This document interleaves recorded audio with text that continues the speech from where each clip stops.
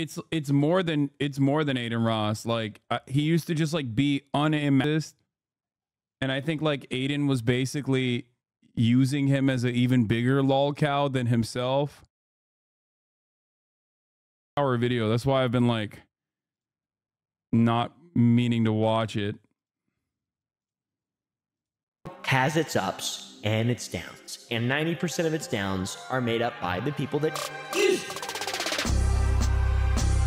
Bro, genuinely, from the bottom of my heart, I don't hate anyone, but I really, really hate you, bro. All cloud-chasing, jealous, hypocritical losers. I will do anything to get to the top. I'll do anything for a viral moment.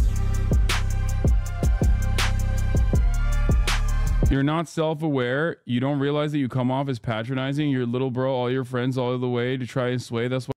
Yeah, that's really weird because all of those people, all of my friends that are still my friends, have similar like-minded opinions, and the ones that say made $100 million in the process. Like you say you're not self-aware. You don't realize that you come off as patronizing, except like, you know, the ones that have all been paid, whether it be Aiden Ross, XQC, Trainwreck himself. Point me to a person that like despises me and hates me that I've had like a direct relationship with prior. Now, it sure seems weird that like all of these hate your worldview, hate your opinions, find you to be patronizing. What do you mean? What do you think I mean?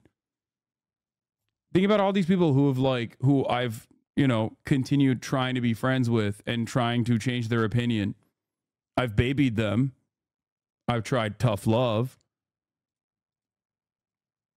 And the ones that actually turn and guy, he's a piece of shit, almost always are caught in the crosshairs, like saying either transphobic shit or being consistently on the right side of politics. And by that, I mean right-wing side of politics. Or they get paid. Like they get paid by people that are you know, paying them to promote Kick or Steak. Do you think that I'm pushing them away to Kick? Or do you think it's, you know, $100 million that sounds a little bit more, $100 million sounds a little bit better, probably, right? Like, what's more inviting? That wasn't the argument that you made. No, but I sometimes think you can be patronizing. Yeah, but that's not the argument you're making. You're saying that you're not self-aware, you're patronizing, you little bro your friends, that you try to sway you down the line. Implying that I'm the one pushing them away into the throes of right-wing politics. It's ridiculous. Also, you are, you know, you are making speculations about how I am with my friends in the real world, it seems, or content creators that you watch on the other side of the screen, and how we behave alongside one another in our private moments. It's time to groom, chat. It's time to groom. Wait, how old are you? Don't actually answer the question. You guys, did you guys see the apology video? Did you guys see the apology video? Yes or no? I honestly meant that sincerely, bro, and I actually shed a tear when I got banned, bro. I swear to God. I swear I did. Y'all saw it? No? Kick is a joke. It's like going to a zoo and just pointing at all of the exhibits and just being like, ah, that's interesting. And then walking by. You may have seen this clip. A woman is dining at a restaurant minding her own business when some middle school live streamer comes out of nowhere and grabs the food off her plate in a sad attempt to impress his chat. And then he gets mad at her for calling him out, making it seem like she's the crazy one for having a normal human reaction. Don't put your hand in my food again. Do not do that. You don't do that to people. Who do you think you are? Who do you think you are? Stop filming me. You're like nobody else. It's a lie. Don't do that again. Hold up. Yeah, shut the fuck up. I won't reveal the name of this toddler, mostly because it's not relevant, and also I'm just a spiteful guy. But I do think he serves as a good example of this new wave of streamers who try to make a name for themselves by being a public nuisance and not much else. Someone like you or me may look at this clip and see it as the the embarrassing display of desperation that it is, but it's important to remember there's also an entire generation of younger viewers out there who may see it differently. Believe it or not, this kid does have an active fan base, one that festers over on the controversial Twitch alternative. Hour video. That's why I've been like not meaning to watch it. Has its ups and its downs, and 90% of its downs are made up by the people that use You, bro, genuinely, from the bottom of my heart, I don't hate anyone, but I really, really hate you, They're bro. all clout chasing, jealous, hypocritical losers. I will do anything to get to the top. I'll do anything for a viral moment. You're not self-aware. You don't realize that you come off as patronizing. Your little bro, all your friends all the way to try and sway. That's what. Yeah, that's really weird because all of those people, all of my friends that are still my friends, have similar like-minded opinions, and the ones that say made $100 million in the process. Like you say you're not self-aware. You don't realize that you come off as patronizing, except like, you know, the ones that have all been paid, whether it be Aiden Ross, XQC, Trainwreck himself. Point me to a person that like despises me and hates me that I've had like a direct relationship with prior. Now, it sure seems weird that like all of these hate your worldview, hate your opinions, find you to be patronizing. What do you mean? What do you think I mean? Think about all these people who I've, you know, continued trying to be friends with and trying to change their opinion. I've babied them. I've tried tough love.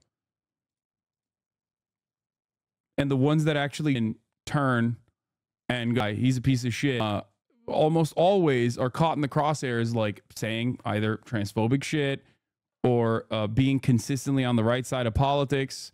And by that, I mean right-wing side of politics. Or they get paid. Like they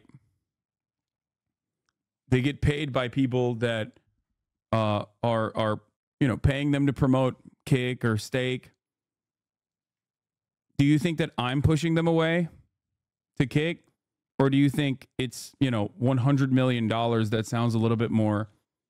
$100 million sounds a little bit better, probably, right? Like, what's more inviting? That wasn't the argument that you made. No, but I sometimes think you can be patronizing.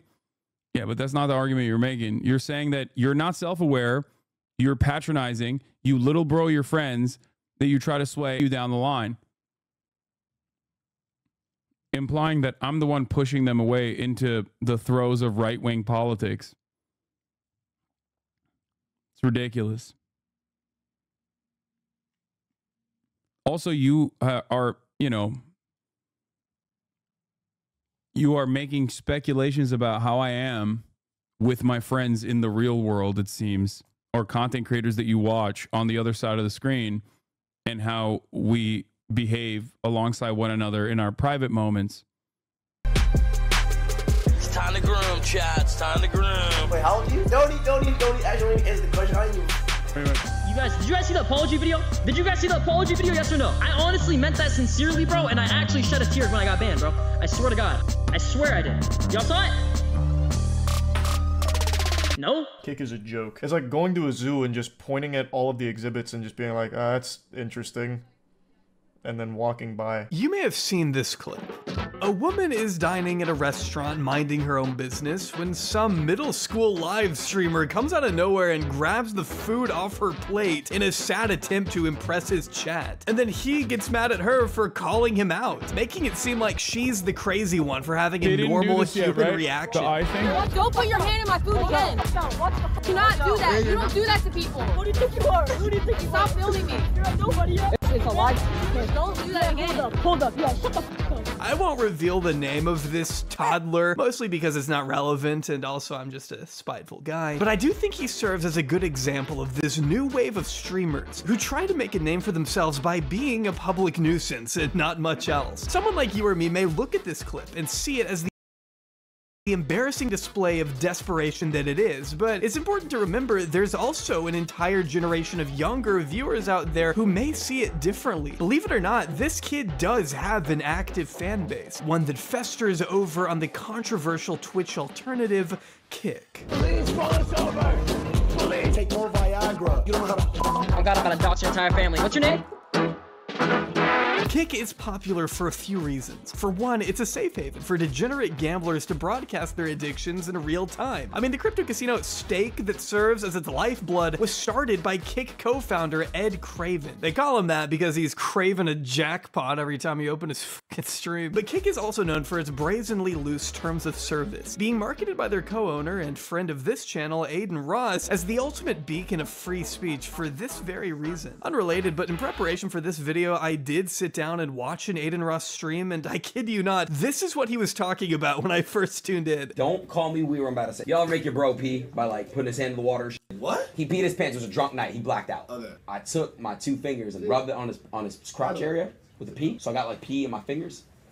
And he opened his mouth and I put his own pee in his mouth. Incredible stuff happening on Kick. There's nothing like it. Seems like every other day we see someone over there pulling a gun on their girlfriend or throwing an Uber driver's phone in the street or pissing out of their second-story window. Those last two are actually the same person, by the way. Shout out to Xena the Witch on Kick. We're at 300 bookmarks. It's diabolical. I'm gonna just pee in this bucket. Let me dump it out the window. But the point is, you have to really try to get even as much as a 10-day ban on Kick. It takes a lot. I just want to add something else here before we continue. While I was editing this video, 2 other creators wound up in the news for streaming themselves on Kick drinking and driving. Just flying down the interstate at 110, throwing back a bottle of Smirnoff, being an active danger to everyone else on the road. Even hurling the bottle out the window into oncoming traffic at one point. Kick is barely a year old. How has it already had so much controversy? Take Riot Lol, for example, who was recently outed by YouTuber Something About Chickens as a groomer who would use the Omegle alternative Monkey to collect explicit images and videos of young girls on stream to post in a Discord server without their consent or knowledge. Many of these girls were underage. Wait, listen, how old are you? I'm 19. Oh,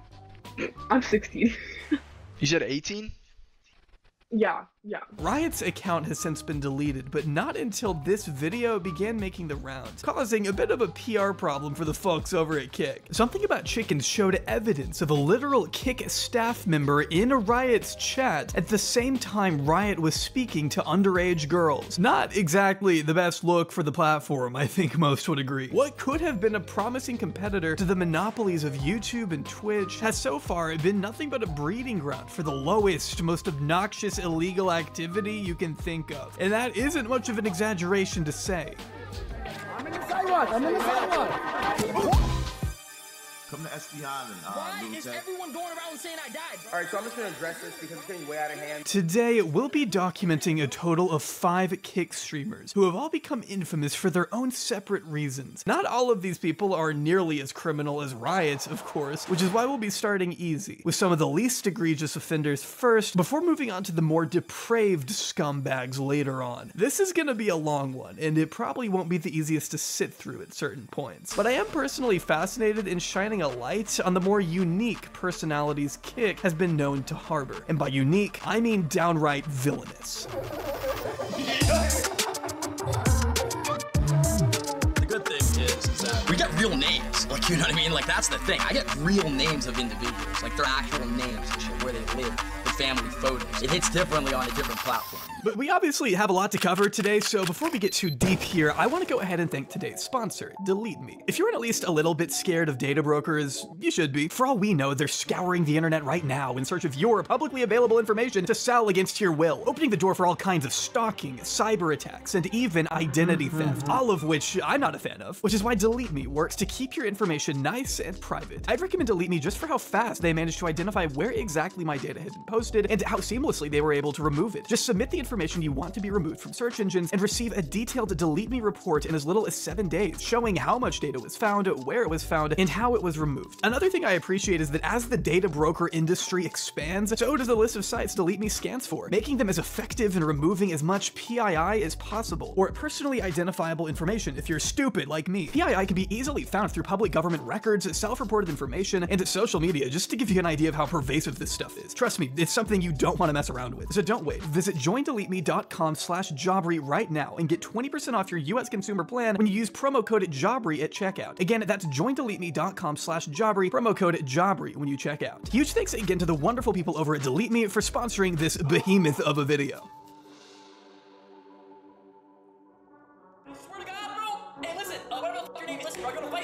I can't think of anyone who captures the aura of Kick.com better than Neon. Neon has garnered a reputation as this kind of sniveling hypebeast dork who's constantly staring at his phone for validation from his chat. And I mean constantly. He's never not looking at what other people are saying about him.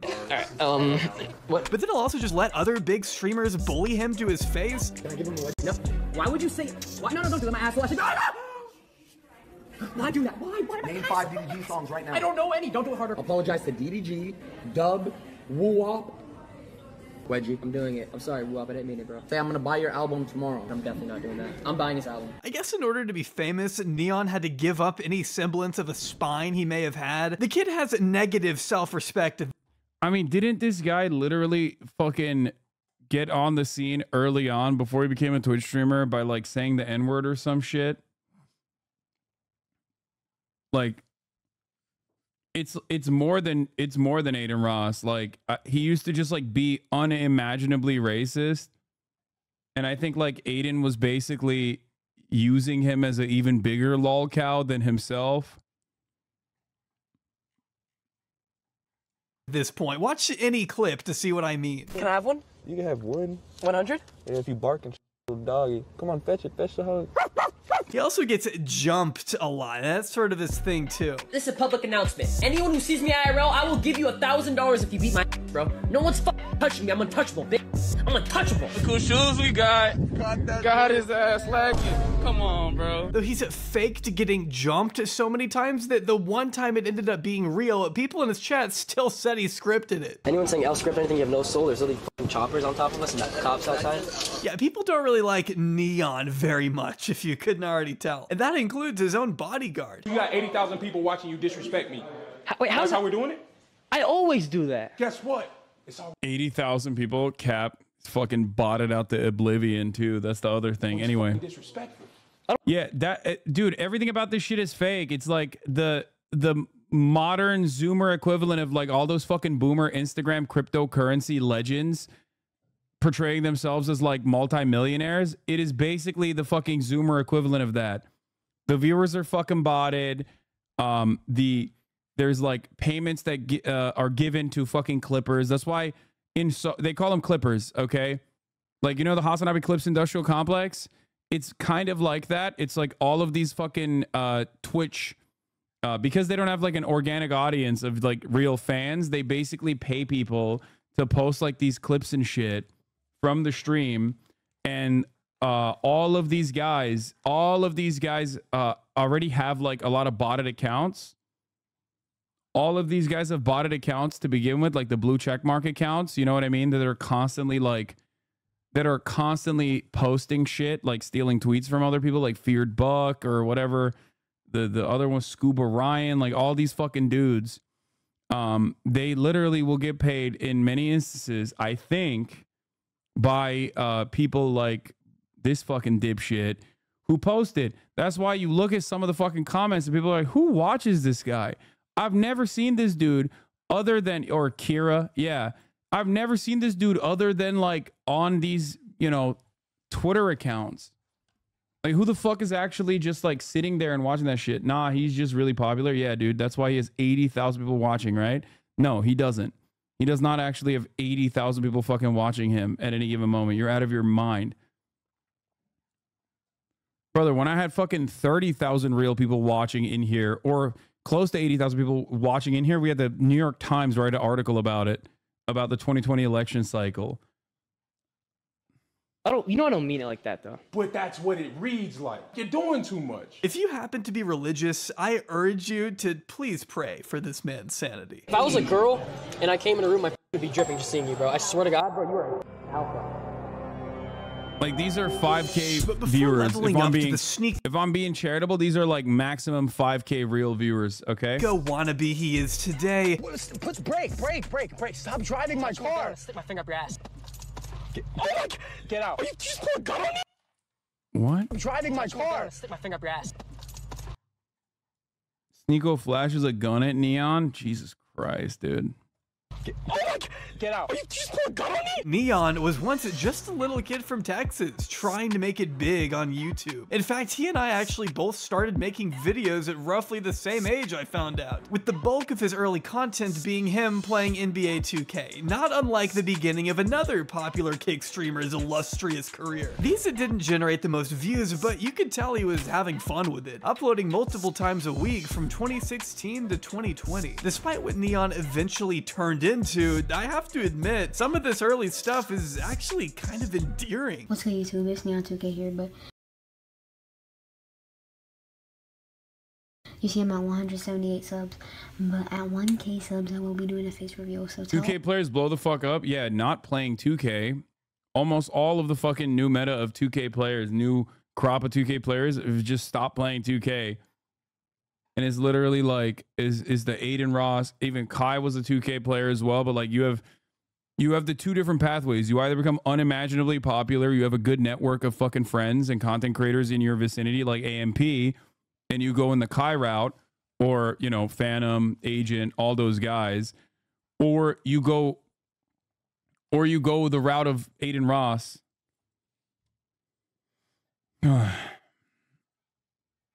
all your friends. If we're looking at it in a vacuum, it's actually kind of sweet. Watching someone so young work to make his... Speed used to be a 2K streamer. I did not know that. Speed is like the only one that I can think of that like went through the middle of that route.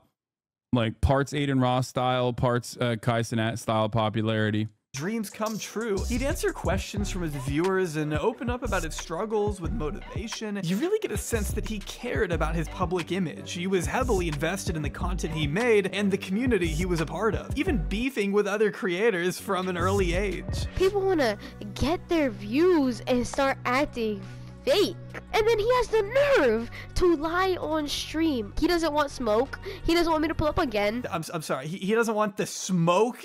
Bro, you're 12. Go do your homework. He began to seek out his audience's approval more and more, chastising them when they said something he didn't like, and seeking out reassurance that they still supported him whenever he'd take breaks. I just want to let y'all know that I will be taking a break from streaming, but let me know if you still support me in the comments. Let me know if you still don't support me. Worrying about approval from an audience of complete strangers is not usually something a normal child has to think about. And honestly, it's easy to imagine that would mess with you a bit. Bro, like y'all are really demotivating me right now, y'all. All these comments say my channel is dead, y'all. I understand my channel is dead, okay? Let me grind and let me go crazy. I'm trying. I know I've been doing this YouTube stuff for over years, kind of demotivating that like people stopping supporting me. He was definitely becoming more and more desperate to please his fans. The pressure to always perform is what I imagine led him to continue raising the stakes with every new upload. He had this whole arc where he pretended to get arrested for breaking into his neighbor's house and needed to get bailed out from jail by a friend. The description for this one is so wild to me. This is Maddie Mags. I had to upload this video for Neon due to the fact that he got detained earlier than expected. Please keep him in your prayers. Please pray he comes back home soon. Well, thankfully he did, only a couple days later, where he tells us all about the tough time he had in the slammer. It was kind of scary, bro, because like, you know, there's a bunch of old people over there like mustaches and beards, and it got me scared. I just kept trying to do my wild Indian dance, and they were just making fun of me, bro. I had a red dot on my forehead when I went in there. I had a big red dot, and they said my red dot looked like the Target logo. Oh, okay. I think Neon is also the first streamer in history to ever be swatted by a US president. Know exactly what you look like and where you live. These were the videos that started to get him some heat. I don't think I need to sit here and tell you why this stuff wasn't well received. Yo, Ringo, what's good, bro? Hello, man, hello. Yo, what's up, my man? It's good, fighting. You hear that? That's the sound of peace and quiet. It's kind of nice after hearing this kid yell for so long. But you have to understand that Neon's content hinged on pure clickbait and sensationalism. Whether it be pretending to interview a COVID patient at the height of the pandemic. I found this dude, bro, and he says he has the coronavirus, bro. If this dude really has the coronavirus, bro, this is gonna be a banger video, bro. Let's go. Yo, sick pop, bro. Hello? Yo. What's good, bro? Yo, you already coughing, bro? Are you serious, bro? Or straight up faking his own death for clout and attention, which is not. Okay, I'm not gonna lie. This shit goes hard, dude. What the fuck? Okay, I can't believe I'm saying this, but like, this stuff is kind of funny. Like, way funnier than what he does now.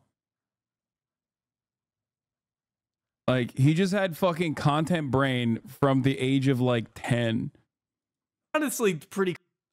He's gone. R.I.P. I'm alive. Creative for someone that young. I'm not gonna lie. On December 21st, 2019, yeah, Neon's it goes hard. brother made an announcement that Neon was in critical condition in the hospital and needed immediate brain surgery to remove a tumor from his head, and that if the surgery didn't work out, he would, quote, bleed to death. Now, I'm not a doctor, of course, but I am pretty sure that's not how that works. I admire the commitment, though. I mean, they even go so far as to say Neon's been acting weird lately and has been having 3 to 5 seizures a day, ending with the call to action, hashtag pray for Neon. I'd rather pray for whoever's body that is in the thumbnail. Who is that? Now, this might all look pretty dire, but if you were to visit Neon's second channel at the time, you'd discover this video was posted on the same exact day. His brother said he's in critical condition in hospital right now, on the verge of death. But take a look at this video he uploaded on his second channel. We're gonna be having some bangers on this channel. Drop a sub, drop a like, turn on the post notifications, but we're gonna be doing giveaways. We're gonna be playing so many different games. Everyone drop a sub if you haven't already, man. But in case you weren't convinced, Neon did go on to state his final words 2 days later. For everyone who thinks this is a joke, bro. Bro, where are this kid's parents, dude? What is going on? Like, I'm turning conservative by the moment. I'm like, we have a crisis in parenting in this fucking country. You know what I mean? Like, what are they doing? Are they around? Like, do you not see what your fucking child is doing online and go, oh my God, what the fuck?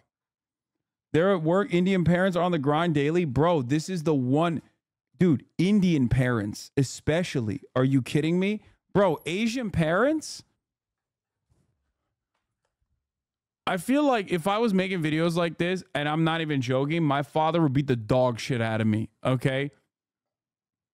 Like, literally, my dad would fucking whip out the belt or some shit. Like, that is not even, like, the moment. Bro, I am 33 fucking years old. My father still calls me and is like, what's up? Are you a homosexual now? What's going on with these fucking fingernails? Like, obviously, it's a little bit different, the tone of the conversation now, because I'm 33 years old and I take care of my parents and I'm very honored to do so. But it's like what do you mean? Like, this is a 10-year-old living in his fucking family's house and like nobody's checking in on him? Like, what's he doing for hours in his room? That type of shit. What's happening here? You know? Hasan, tell us your story. Tell us stories of your beatings. I'm just shocked. Some parents have zero computer literacy skills. No. There's got to be like, bro, come on. Indian parents are gathering together. One of the fucking parents is going to be like, hey, what's going on with your son? And then it's Jover, or it should be for the most part. You know, what the fuck happened? This stuff that's happening is not something to joke around about. You know, what's happening with me is not something that should be joking around about. You guys should not be playing around about this, bro. This is actually serious stuff that people go through, bro. I didn't know they had gaming chairs in the hospital. I also love the way he emphasizes how this is not a joke, but we all know what he's doing. Or actually, maybe not all of us, since his very next video, the one announcing his death, garnered a pretty favorable like to dislike ratio from Neon's audience. The videos are now gone, so it's hard for me to find any of the comments from this era, but it is pretty hilarious to think there was anyone out there who actually... Indian parents would be proud of this grind? No shot, dude. Nah, it's like so disrespectful to yourself, to your family, to everything. Fell for this. I mean, his You death crazy? video is just. Are you crazy, bro? Look, I can't speak for Indian parents. Obviously, I'm not Indian, but like even my parents were like, "What the fuck is this YouTube shit? What are you doing on YouTube?" For years, for literally fucking years. My father, every time we had a conversation, would be like, "When are you gonna get a PhD? When are you gonna stop fucking around? Go back to school." Like literally for years, until like when I went on my own, when I left TYT and I went out on my own and was making my own fucking money. Like even then, he's like, "So what's up? Are you gonna get a PhD soon? Come on, when are you gonna drop this? When are you gonna drop this?" They didn't realize I was getting a fucking doctorate and serving the top of the hour ad break. You know what I mean?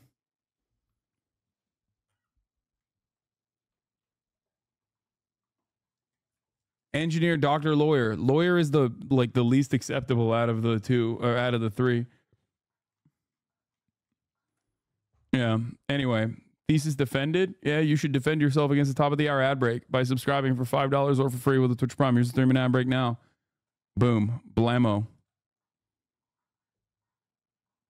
Just a compilation of his best NBA 2K moments. What an epic eulogy. Fast forward a few days later though, and wouldn't you know it, the tomb is empty, Neon is risen. He triumphed in the gulag and went back to making quality content that didn't offend anyone. The end. Is what I would be telling you if he didn't go on to become a fucking kick streamer. That's right, after a 2-year hiatus, Neon made his grand return to YouTube with a vlog of himself walking around Jacksonville, Florida, hanging out just by himself. I mean, was no one else available that day? This video just feels lonely. But he balances that out by being a pushy, overly aggressive asshole to random people who don't even really seem to get mad at him. They're just... You asked where his parents are? You want to get one? Yeah, can you get one? Yeah. Okay.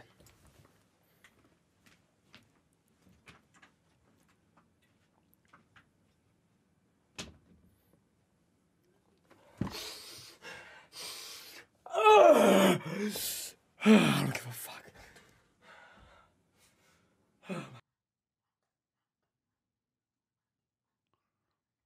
I will once again ask the question, who the fuck is organically watching this shit, bro? I mean, who? This makes me happy. I've never met my dad. Is chill.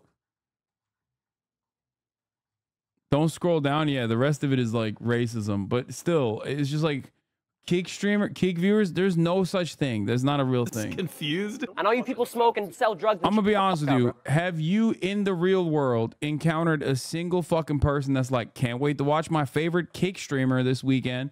Like, is that a point? Is that a conversation that has ever occurred? I mean that with all sincerity. Bro, this guy's 3 viewers also cyberstalk you. It's fine. I know. Middle schoolers love this shit. No, there is 0% chance that they're on fucking Kick watching it. They probably watch TikTok compilations or some shit at best. I'm gonna say it nicely before I actually sue you, and you. And you know exactly why you fuckers are gonna lose in court. Get the fuck out of my store. Goodbye. Thank you, man. I'm not really sure who exactly this fake tough guy persona appeals to, and I'd be willing to bet neither does Neon. What he lacks in talent, he makes up for in desperation. I'll be back for my fucking strap. I'm gonna shoot you in the head.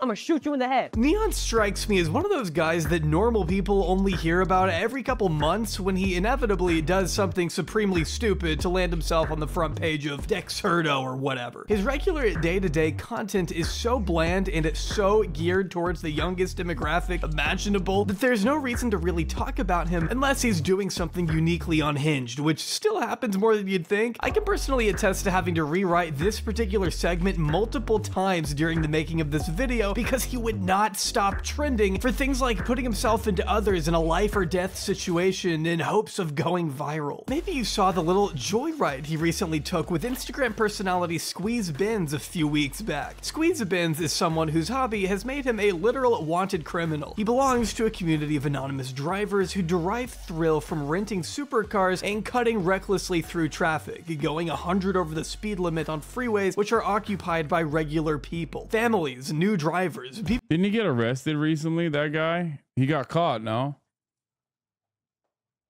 People who didn't sign up to be around someone like Squeeze. Bro, why is it literally like, why is it always just crime? It's always just fucking crime, dude. How is that possible? Like, it's just shocking to me that it's always, the answer always is just crime. You're like, what kind of content goes on at Kick? And the answer is crime. There's also other people at risk when you do that. Innocent civilians. So what do you think about the element of danger for that? I've been doing this since like real shit since I was 9. I feel like I did as a professional at it, like, you know. I'll admit, I don't really understand the appeal of putting the lives of so many innocent civilians at risk for what is essentially just a dumb gimmick at the end of the day. It doesn't matter how skilled of a driver you think you are. All it takes is one person to accidentally change lanes when you don't expect it for multiple people to wind up dead in an instant. But try telling that to Squeeze and his 670,000 followers.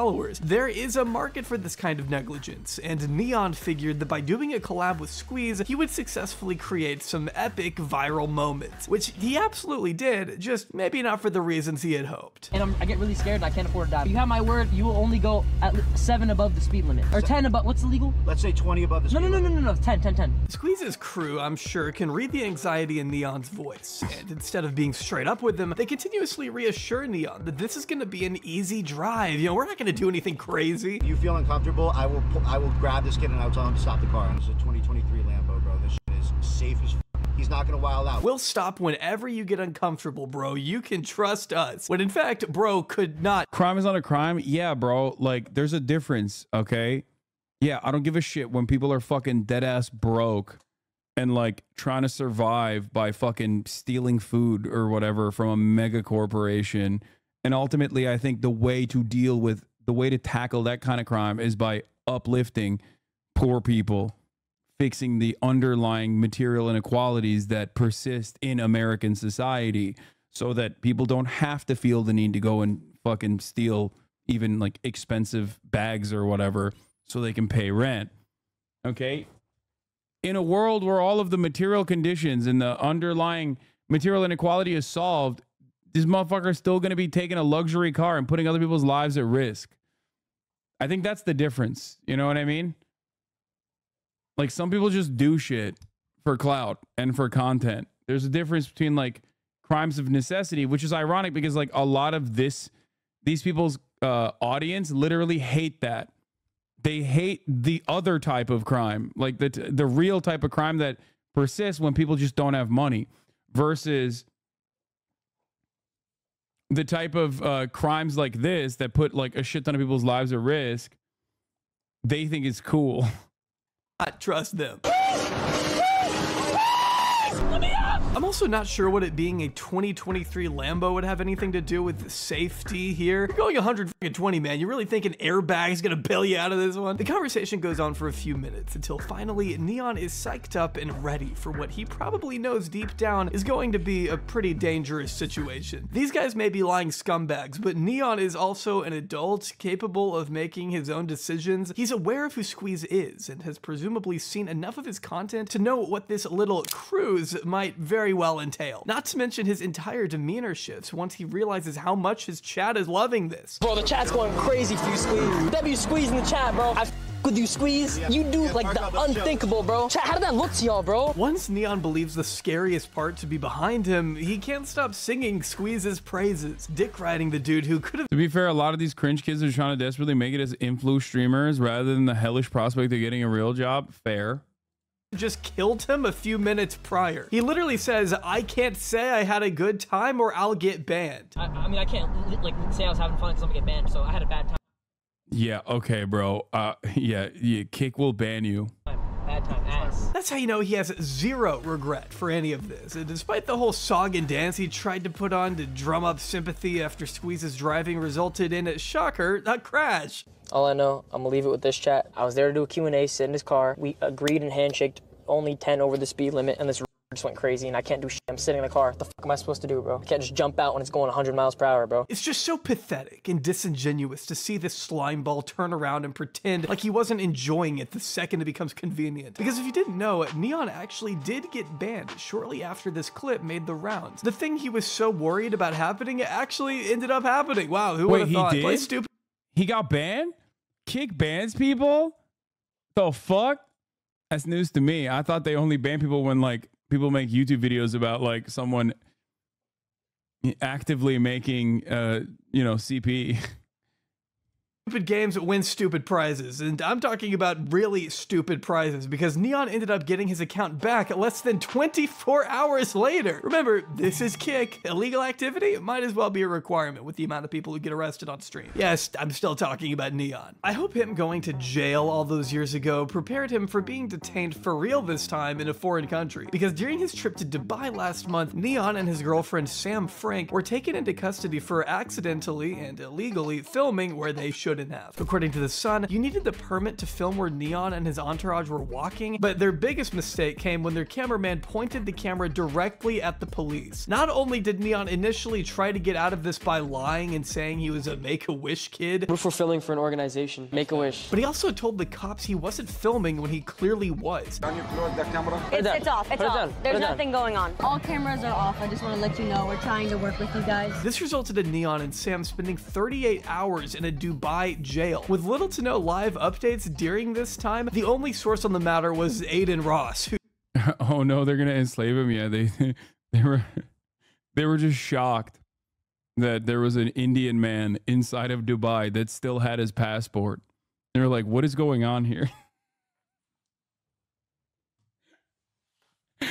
This seems a little suspicious.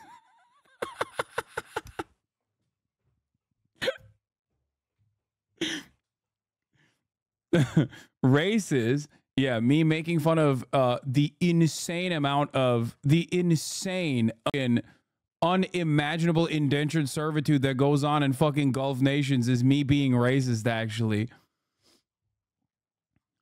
Yeah, me making fun of people doing that is the real racism. Yes. Kick only bans when their mass downvote bots on Reddit don't reach a thread fast enough to prevent it from getting on the front page. Yeah. who told the press that it was a, quote, very sticky situation. This actually led some people to run with the narrative that Neon had died, which if I had a nickel for every time people online thought Neon was dead, I'd have 2 nickels, which isn't a lot, but it's weird that it happened twice. Though Neon eventually took to Kick to announce his safe return from the slammer, reminiscing on how much they loved him in jail and thanking Aiden for looking out for him and trying to get him home safe. Aiden, yeah, he's one of the people who actually did look out, bro, and I really appreciate that, bro. He really tried his hardest to get me out of the situation, because chat, it was a really crazy situation, bro. It was a really situation. Now, I'm assuming that if you make enough loud, grating, and insufferable videos that nobody under the age of 10 can enjoy, Aiden Ross visits you in the middle of the night and invites you on stream. In fact, Neon made his first major debut on Aiden's stream with Andrew Tate back in 2023. But the latter was on house arrest for, well, I don't think I need to say. Only he had no idea what he was doing, and the entire stream came off pretty awkward, largely because of Neon. No wonder Aiden's chat wanted him gone only 15 minutes in. My whole chat is spamming to kick you. Nerds are boring. I'm gonna work. Well, this guy's on a period. Is he a bro? He's on his fucking period. Stop hating on Kick. You stick up for a big corporation, Amazon. You're an Amazon shill. That's awesome, bro. I don't think that's how you spell shill, but I like this. I like the creative writing you engaged in there. I mean, don't these jokes get old at a certain point? It's just the same thing over and over. And Neon is trying way too hard to impress his idols and prove to the world that, hey, he can be edgy too. You're gonna burn in fucking hell, you Jewish. you! Like, we get it, man. You can stop being so predictable for once in your life. Neon is so provocative for the sake of being provocative that there really is no thought process beyond, what's the most annoying thing I can say to make people mad right now? I'm not surprised the only people entertained by it are riding in the back of their mom's cars to school. What did you say? The woman! The woman! What? No, wait. We love women. We love women. We love women. But not like transgenders. No. All gays But by getting so much exposure from Aiden, Neon quickly grew a sizable following on Kick. As a dude who cares about nothing and will say anything to anyone if he thinks it'll get a reaction. I mean, I think in the interest of showcasing like the difference there, here's an interaction between Kai and his incredibly young fan base in comparison to like Sneeko or fucking Neon and their interactions, right? Like this is like kind of brain rot, but here, watch this. You said what? Can we dance for you? You want to dance with me? All right, go ahead.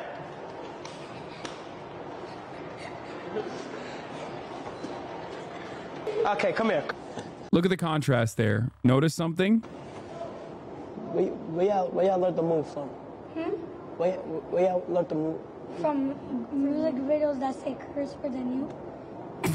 Music videos that say curse words and you. Y'all know Speed? Yes. Yeah. You know Didi Osama? Okay, all right, so you watch Lil Mabu, Didi Osama, Speed, and me. All right, look. Go home, okay? Delete TikTok, delete YouTube, delete Twitch. What? No. Let me tell you. Delete TikTok, delete YouTube. Is Didi Osama the kid? I don't know who Didi Osama is.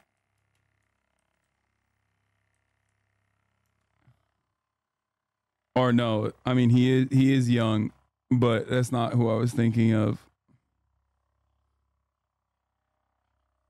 No, Kid Mabu is different. They should also stop watching Kid Mabu, in my opinion. He's a drill rapper. Oh wait, no, I was thinking of not. Wait, I was thinking of a different Mabu. Oh yeah, I was thinking of Lil Mabu. Right? Is there a different Lil Mabu?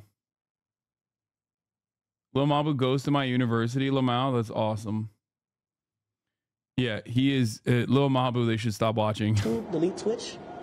Download Coco Melon. You know Coco Melon? Yeah. Watch that, okay? Go get a DS. Go play Cooker Mama. Delete all them apps, all right? Cooker Mama. Can we dance for you guys? Anyway, fucking Gen Z's cooked, dude. Laughing at a random kid's dad working at Walmart really exposes him as the out-of-touch asshole he is. What does your dad do for work? Oh, he works at a Walmart warehouse.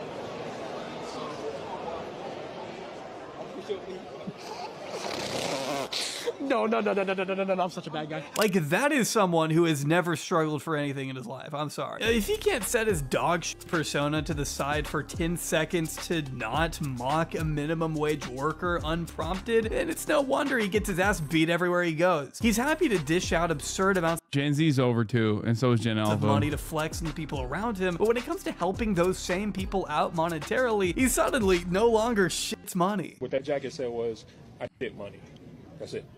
That's fine. He can harass women, be openly racist and transphobic, start fights with people 3 times his size, all without any incentive to grow and change as a person, because this is what continuously rewards him with 80,000 live viewers, which even that is, how do I put this? Highly debatable. For over a year now, Neon has been unable to beat the view botting allegations. In fact, they've only gotten worse, with the YouTuber Cameron posting a video last month where he questions how Neon, as someone with a significantly smaller following across all platforms than XQC or Aiden Ross, is managing to pull up more live viewers than them. Cameron argues that if these views were legit, we would see that reflected across other platforms. And in the case of Neon, we just don't. Aiden Ross goes crazy on Kick. He's the top Kick streamer. And if you look at his other social medias, you can tell that he gets some pretty good engagement. NOT, on the other hand, is one of the top Twitch streamers. You can tell that his viewers rock with them on all platforms. Somehow Neon averages more viewers than both of them. And Neon literally only has a fraction of what they have on all of his other socials. That in itself is hard to explain, but there definitely is no way to explain how Neon managed to jump from 10K live viewers to 70K in under 30 minutes. And that's just one instance that Cameron was able to catch himself. Other reports seeing Neon's view count randomly spike from 2 all the way to 40,000 live viewers in a span of 30 seconds. That's just unheard of for a guy like Neon, who simply does not have the same influence as XQC and Dayton Ross. Even Trainwrecks TV, another co-founder of the site, has accused Neon of botting, with Ed Craven going out of his way to ban Neon's name from his chat. Holy f***, can someone ban the word neon?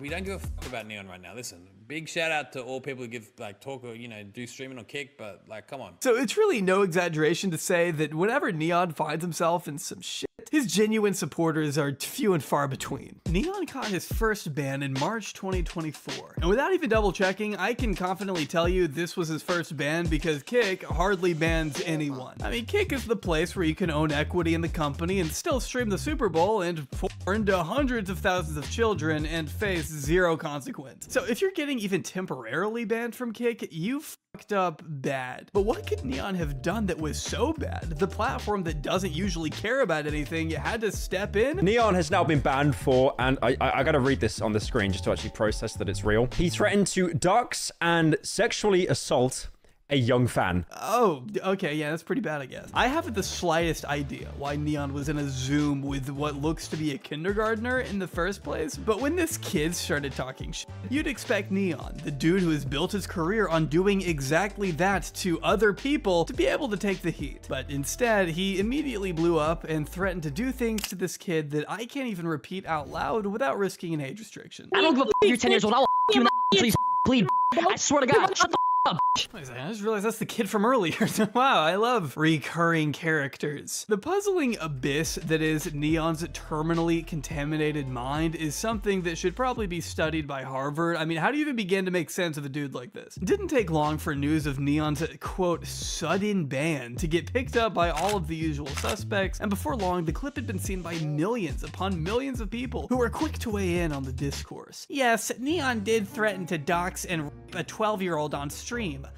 But did he know he was 12? If so, there's a line you don't cross when trash talking. Apparently he was 14. Oh, well, that changes everything. It doesn't really matter to me that Neon was trash talking. You're still an insane person for saying this to anyone for any reason, much less a minor. I mean, does that even need clarifying? I feel like I'm just stating the obvious here. I think it's safe to say he still doesn't understand the gravity of his little outburst, though, judging by the 2 piss-poor apologies he released next. And I wanted to say this was an eye-opener for me in my eyes, and I'm not gonna make anything bad like that happen ever again. So there are a lot of issues with this video, but the standout moment to me is when Neon hilariously says this. That was not something that comes out of a person like me's mouth ever. I'm not that type of guy. I'm not that type of person. I'm sorry, but for anyone not aware, I'll just come out and say it. Neon is not a good person. This isn't controversial to say. I don't think even his fans who like him would consider Neon a good and decent person. I'm sorry, man. You are famous because people hate you. You can play a terrible person online if you own it. You're fine with that. But the moral posturing when it becomes convenient for your career is the definition of disingenuous. People see right through it. If you actually want others to think of you as a good person, maybe let your actions speak for themselves and don't do stuff like this. Otherwise, you're just gonna get written off and end up having to apologize again, which is exactly what happened. Let me clear that up too, bro. Let me clear that up.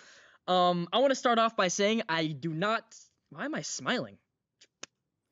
I wonder if this is how my haters feel when they watch me in action. You know what I mean? Like the anger and the resentment that I have in my heart for so many of these fucking dudes, which would all magically go away if they just stopped being like this, you know? But I wonder if that's how they feel as well. Like a hate watcher comes in here. If that's the kind of fucking hatred that they have when I'm streaming, then like it makes sense as to why they're fucking spending so much time doing what they do. But it is so unhealthy. Like I never fucking watch these dudes, you know? I want to start off by saying, yo, we got hella people in here. God damn, man. I don't fuck with that shit. The fact that someone let me get to such a bad point in my what the hell? The fact that someone let me get to such a bad point in my you know, words and shit for. You're twice their age. Okay. I mean, at least here he isn't hiding how he feels. He's annoyed that he's even having to do any of this in the first place, and I guarantee if he hadn't been banned, he wouldn't have addressed this at all. The fact that someone let me get that down bad and say those things is really fucked up, and I want to take full accountability. What do you mean you threatened to dog? I can't believe someone let me get that way, you know? I was down bad. Chatter, nobody acts like this at their age. Stop it. Yeah. Honestly, Neon is funny as fuck.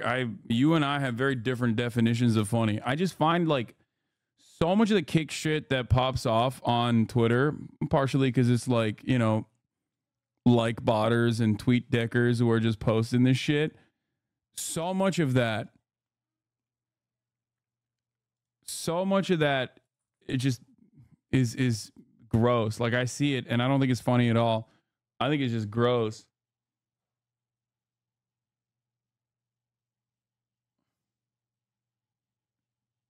Box and assault a child because you were, quote, down bad. And then it's not your fault you said any of it because someone should have burst into the room.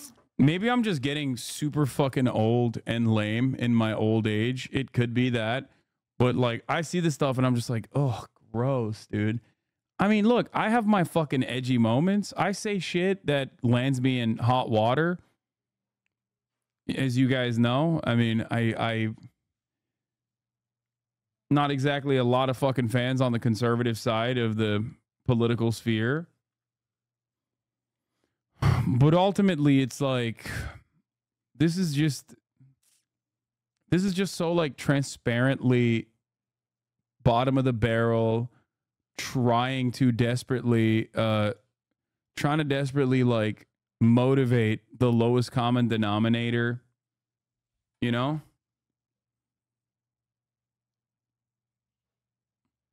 I can't believe I'm saying this, but it's like kind of worse than the fucking Paul brothers.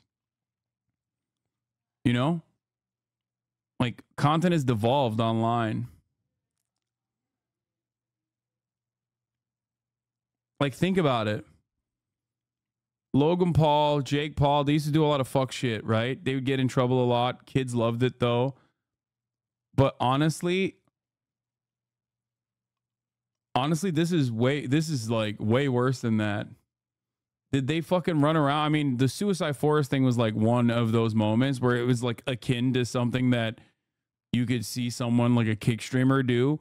But I feel like kick streamers are having Suicide Forest ass moments like every week. Like they're literally doing suicide moment filming moments, like Suicide Forest filming moments like every other fucking week, maybe twice a week. And physically restrained you or something, of course. I get that you're young, Neon. Yeah, Logan Paul is filming Logan Paul is like filming the person who killed himself on his YouTube video. These guys are going up to fucking people and being like, you should kill yourself. I'll pay you money to your I'll give your family money if you kill yourself on camera. And if you think what I'm saying is fucking insane and it's like a joke, brother, it is not a fucking joke. I've literally seen Aiden Ross pay his fans to like dump their cars in the rivers. I've seen Aiden Ross make jokes about like, you know, dousing their fucking brothers with piss or whatever, with a bucket full of piss, that kind of thing. But you're way too old to be pulling this kind of shit. These aren't the NBA 2K Fortnite days, all right? You're now one of the leading streamers on Kick, and you need to set a better example if you want the site to not have the reputation it already does. But why would he do that? He can't even contain his emotions long enough to listen to basic criticism without immediately bursting to a weird... Yeah, Aiden famously told a watcher of his, your brother's a Hasan fan, go stab him. Like, that was the joke. Transphobic fit of rage. Oh, here goes this guy, bro. We're just Chat. telling me about like, wow. I swear to God, bro. Hey, listen, whatever the fuck your name is, you listen, bro. You want to fight? Let me know, bro. I swear to God, I will beat your ass. You are an annoying ass motherfucker. You blue-haired. You are so damn annoying, bro. I hate this guy. I literally hate him, bro. I want to. He called him a blue-haired fuck. Not gonna say that. I can't tell if this is a joke or if he's really that delusional, but if these two ever set foot in the ring, Charlie is shutting down this guy's entire bloodline. Okay, I'll just say that. Even the people trying to defend Neon can't get through to him. That's how far gone he is. I mean, he literally calls Keemstar a pedo for trying to defend him. First of all, I defended you during this certain situation. Yeah, because you're a pedo yourself. That's why you defended me, you weird. Dude, go fuck yourself. There's just no value in trying to save this kid. It's over. He just can't help but be hated by virtually everyone who has to deal with him. But that doesn't make Neon unique by any means. In fact, being the internet's favorite punching bag is a trait especially consistent in our next specimen. Oh my God, is it gonna be, oh, it's the fast kid. It's fetal alcohol syndrome personified. This kid, honestly, this kid personally should be trotted around to tell parents the dangers of consuming alcoholic beverages while pregnant. Straight up. Like, that's not even a thing. I'm being honest. Like, the CDC should have fucking like warnings. You know how they do the cigarette labels? Like, they should just have gifs of this fucking kid everywhere to be like, listen, are you pregnant? Put down the fucking bottle, okay? Put down the bottle unless you want your child to be this thing. J. Nicole Q, thank you for the 10 gifted subs. Before becoming famous for harassing strangers and hiding behind his belligerent bodyguards when confronted for his own annoying behavior. Oh God, this was the video that... What? Well, bro, what you gonna do? What you gonna do? Yeah. Jack Doherty was too. A young kid flipping markers at school and unboxing Call of Duty bundles in his living room floor, trying to build a legacy. While their career paths may have been similar, I have to say Jack Doherty has always been a little more trend savvy than Neon. 7 years and 14 million subscribers ago, Jack was already learning how to clickbait like his idols, the Pauls, trying his hand at innocent prank calls and hopping on the epic Killer Clown bandwagon of 2016. Remember my Killer Clown? Yeah, he's back. He just texted me something like really creepy, and here it is. Oh, he's doing it again. He's doing it again. Look, guys, he said, "I'm back," and then he put a knife. A knife. Look at that. A simpler time. I guess Jack never got the memo, though, that in order to be a functional member of society, at some point, you kinda have to grow up. It's one thing to get kicked out of Walmart as an immature 13-year-old. It's another to do it as a millionaire adult. All right, guys, so we're in Walmart. We're gonna see how long... One thing that's really funny about this video is that this was 2 weeks ago, right? This came out 2 weeks ago, May 31st, 2024. And like, I know for a fact that obviously this doesn't feature the things that have happened in between that time period and now. What do I mean by this? I know that this dude literally fucking, didn't he just straight up say the N-word with a hard R on screen, like on stream, like fucking straight up 2 or 3 days ago? Stop spoiling. It's not going to be in the video, chat, because he did it recently. He did it like 3 weeks after. It takes to get kicked out of the back. Get out of my back room now. My back room. My daddy owns this back room. You're assaulting the... Yeah, his whole content is my daddy's rich. Those order screens are so unhygienic. No. All right, well, you probably haven't had food in 6 days, you fucking hater. Okay.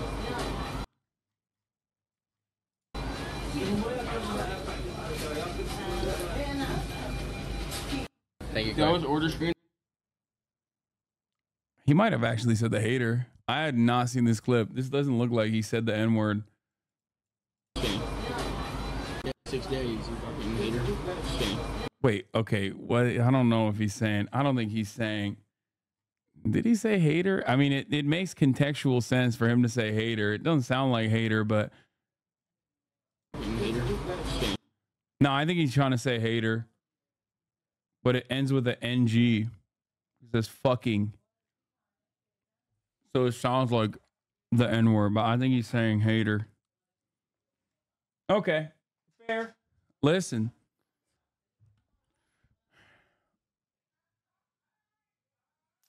Is that a keffiyeh? Yes, he's wearing a keffiyeh.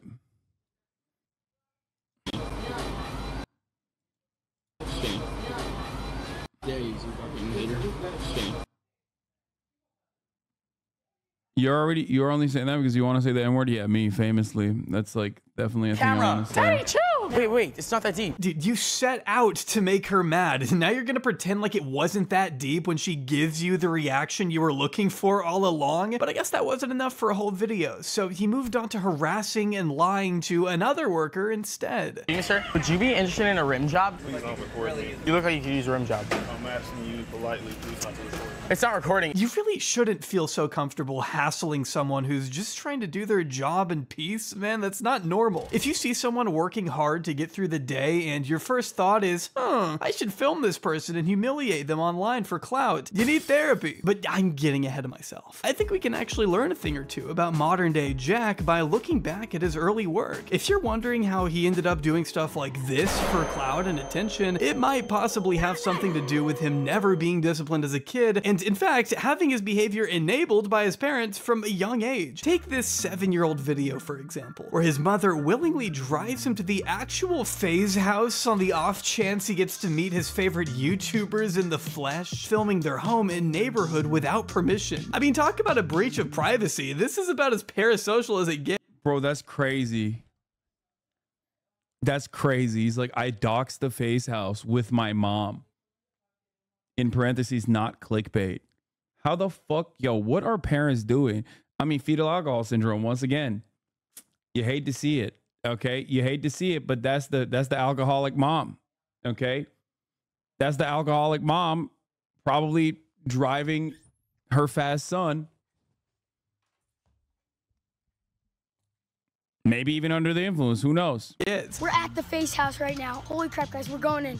We're going in. And it wouldn't have happened if his mom hadn't allowed it. It really gives you a sense of who calls the shots in the Doherty family, huh? Thank you, Mommy. You're the best. If my kid ever asked me to drive them to a YouTuber's house, he's getting disowned. That's a joke. I don't have a kid. Obviously, if I did, I'd be exploiting him in vlogs by now. Jack stands there a while. Rich white parents do not send their kids to boarding school anymore, and it shows. Yeah, actually.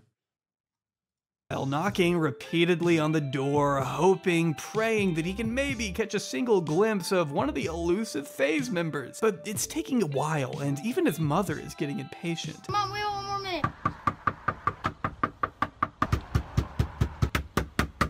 I want them to come out so freaking badly. But after loitering long enough, Jack finally gets his wish. Oh my god! FaZe rain! FaZe rain! Guys, it's freaking FaZe rain! Oh my god! The Audi are holy crap! No, FaZe rain, you're leaving us. And then it's over. Oh, that was worth it, huh? Shocked FaZe Rain would feel uncomfortable coming home to a random child filming him on his front porch. It's a real mystery why he sped away so fast. Guys, so we're leaving the FaZe house. They didn't open the door. We saw his car and everything, but he didn't come out. Why? Which goes back to the original point that if Jack had someone in his life to tell him that this was wrong and inappropriate and invasive, he may not have continued on down this path. And although it may sound cliche to say at this point, it seems Jack was never really taught that actions come with consequences. Would you let your kid do that? Are you fucking insane? Are you on crack? Bro, this is yet another example, a clear-cut example of why we mustn't restrict abortion, okay? That's crazy. We should never restrict abortion as a society. Do you want more of this?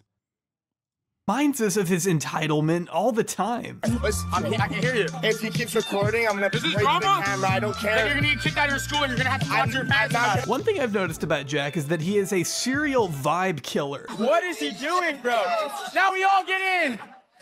For example, here he is at a beach party with a bunch of college kids he doesn't go to school with, or as he calls them, NPCs. That's why she doesn't belong in college with all these NPCs. He is very obviously the outcast in this situation, yet somehow he still sees himself as above all these other students. Investing in your future by getting an education? Not cool, according to Jack. You're not cool. You guys are in school. School is not cool. I'm sure it's easy to feel all high and mighty when you've got 2 security guards at your side to intimidate any drunk frat dude that may get fed up with your nonstop filming, but the irony of telling them to cry about it as he walks away with his tail tucked between his legs is just perfect. His weaponization of his security detail actually bit him in the ass, I think, when like his bouncer clocked Karina Koff's like guy friend at that Halloween party. I hope she fucking sued his ass. Jack has never been able to take even a fraction of the shit he dishes out. If you waste an entire day digging through Jack's bloated backlog of content like I have, you'll discover his Karen saga from 2020, where he would ride his dirt bike past his neighbor's house in the morning to intentionally piss her off like the asshole he is, label her a Karen, and milk her reaction for all the content he can, filming and provoking her instead of trying to resolve things maturely behind the scenes. Because why do that? Being reasonable and normal isn't an option when we've got merch to sell. I want to say, guys, I dropped brand new merch. It's on the screen right there. It's super dope, guys. I know you'll love it. They went back and forth for a while, culminating when renowned psychological mastermind Dr. Phil decided to get involved. Now, you'd think Jack would maybe revel in all this new exposure he'd be getting from going on Dr. Phil, and he definitely did, especially in this vlog leading up to his national television debut. Basically, Dr. Phil has seen my videos about the Karens, and he wants me to come on Dr. Phil because he thinks I have a problem or something like that. And my manager's like, Jack, you gotta do this. Like, this could be great publicity for you. I'm like, yo, I'm down. Like, Dr. Phil, my mom's a huge fan. But once he's in the studio and has to answer for being a dick to his neighbor, we see a slightly different side of Jack. His confidence is rattled, and he keeps trying to defend himself as a good person who is more than happy to apologize. It's just like, it's just two people I hate. Like, just the absolute fucking worst people hyping each other up. Guys, if need be. I'm 100% willing to apologize to her right now. Rachel, I'm sorry for riding my dirt bike by her house. Only those words ring hollow once he shifts into victim mode. What he did could have been worse, he says, even stating outright that he's being unfairly targeted for no reason. But I was trying my best and everybody was just picking on me for like everything I do, you know? But like, all right, I'm used to it, whatever. I'm being attacked for everything, I feel like. I could have put her face out on the internet, but I chose not to do that because I don't want it to have effect on her life either. So, I'm just saying. It's like he's genuinely a bit anxious about this new audience he's in front of maybe not liking him. She just exaggerates everything. Like the first time she started talking to me, she started like screaming at me. If she was respectful, I would've went right to, like, I would've been like, sorry, I'll never ride her. Are you kidding me? I watched the video. And Bro, he also, like, I mean, he just also straight up looks annoying. That's the other thing. Like, he has like he has the classic, like, I love eating chocolates archetype. You know what I mean? Willy Wonka and the fucking chocolate factory type shit. Like, he looks like a kid that would be turned into a pig by a witch, okay? In like every fucking German folk story. Like, this kid was literally the villain of every 90s movie, okay? Every, like, 80s, 90s, 70s, 60s, maybe up until the fucking early 2000s, this motherfucker's name is, like, Hansel, okay? Or Hans, and he is straight up the villain in every child's story. you said 50,000 likes and I'll go down there and do it again. She came to my house 4 or 5 times. Yeah, I wonder why she kept doing that. He has no problem going after random people as long as he can talk shit from a safe distance where he benefits financially. But once it's time to be held somewhat accountable, that's where he falls apart. It's why he has to hide behind others for all the problems he creates. What did I say? From the car? What did I say? I don't know. She said you was talking shit. How? I don't know. On live stream. I don't know. Did you say something? Go look at my live stream. I don't know. Oh, it's fucking so. It's like one of those things where it's like, who's more annoying? You know what I mean? Who's more annoying in this situation? It's still him. It's still the fucking kid. But honestly, there's an ongoing lawsuit. Oh, thank God. Yeah, I'm sorry, you'll never know. I didn't know who Jack was until I saw this video a few months ago. He had already established himself as one of the biggest personalities on Kick for reasons that we will unfortunately be getting into more later. But to many outside of the IRL streaming ecosystem, this was their first introduction to the Doughboy. We see him arguing with a dude by the name of Chase at David Dobrik's Halloween party. We know it's a Halloween party because of Chase's costume, which ironically and tragically has the phrase "get physical" strewn across the front. Apparently Jack called Corinna Kumpf an OnlyFans whore, and after pretending like he didn't say anything. Do you think I said something? That's what I heard. That's all I heard. All right. and fine with me. Jack, did you say something? Yeah. You think I said something? He tries to walk it back by claiming he calls everyone an OnlyFans whore. Hey, we're all OnlyFans whores here. Corinna is awesome, but only because he's being confronted. You know Corinna lit. She is lit. Yeah, so don't talk. You can't talk. It's not talking shit. It's more of a joke, but like, wait, I'm just saying, I call everyone an OnlyFans. We're all fucking OnlyFans. You can tell he's nervous with the way he anxiously sways back and forth and keeps eyeing his bodyguard, a man who calls himself Kane Kong, to help bail him out of the conflict that he instigated by badmouthing Corinna. It's only after Kane gets involved that Jack suddenly regains his energy and picks up a little more confidence. Now he's the big tough guy he wants us all to think he is. So now, what's the next step? Now, you want to suck my dick or what? Like, where are we getting? No, you're broke. Damn. Oh, you call me broke. No, I'm gonna cry myself to sleep tonight. Appreciate you. Don't care. All right, then what then? Corinna explains why she doesn't want to talk to Jack. Completely valid, by the way. There are an infinite number of reasons not to be associated with this guy. Just because I'm at a party and I don't want to talk to you, you say that No. That's not what it was. That's literally...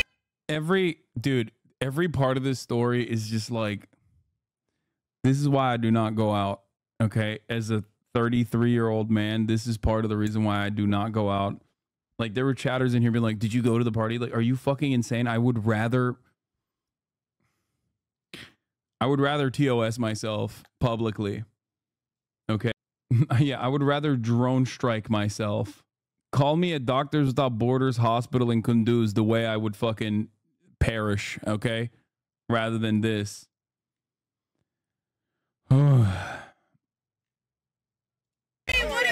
Okay, wait. I literally got sent a clip in the middle of a party. Oh, really? I just like, just because I'm at a party. Tell me your clippers. No, I'm at a party. I don't want to be on. Yes, former friend of the show, Corinna Koff.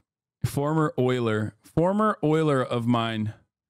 Oh, yeah. But in the midst of this chaos is when Kane finally, and for no reason, with no warning whatsoever, decks Chase in the face and lays him out flat on the concrete. I can't show you the uncensored clip, of course, but all you need to know is that the dude did nothing to provoke anyone. He did nothing. Plus, Kane is about 3 times the size of Chase anyway. There would be no reason to use all of his force to knock this guy to the ground, even if he had initiated. But he didn't, and if you didn't know, that is assault. But Kane should be well aware of that. This isn't the first time he's beaten someone up for no reason. Once knocking a woman unconscious when he was working as security for a DaBaby in 2019. Though if you ask him, he was only doing his job. After all, he thought she was a man, so I guess that would have made it totally fine. I mean, just earlier that year, a 22-year-old fan was reportedly only trying to get a picture with DaBaby when he was beaten senseless by Kane and other members of security to the point where he ended up in a coma and almost died, according to the family. It resulted in DaBaby. Bro, I don't really understand. Like, isn't there licensing and shit? Like, what the fuck is happening? What is happening? I just don't get it. I used the Corinna Koff makeup tutorial when I was in high school. I remember I still like the blush she used in it.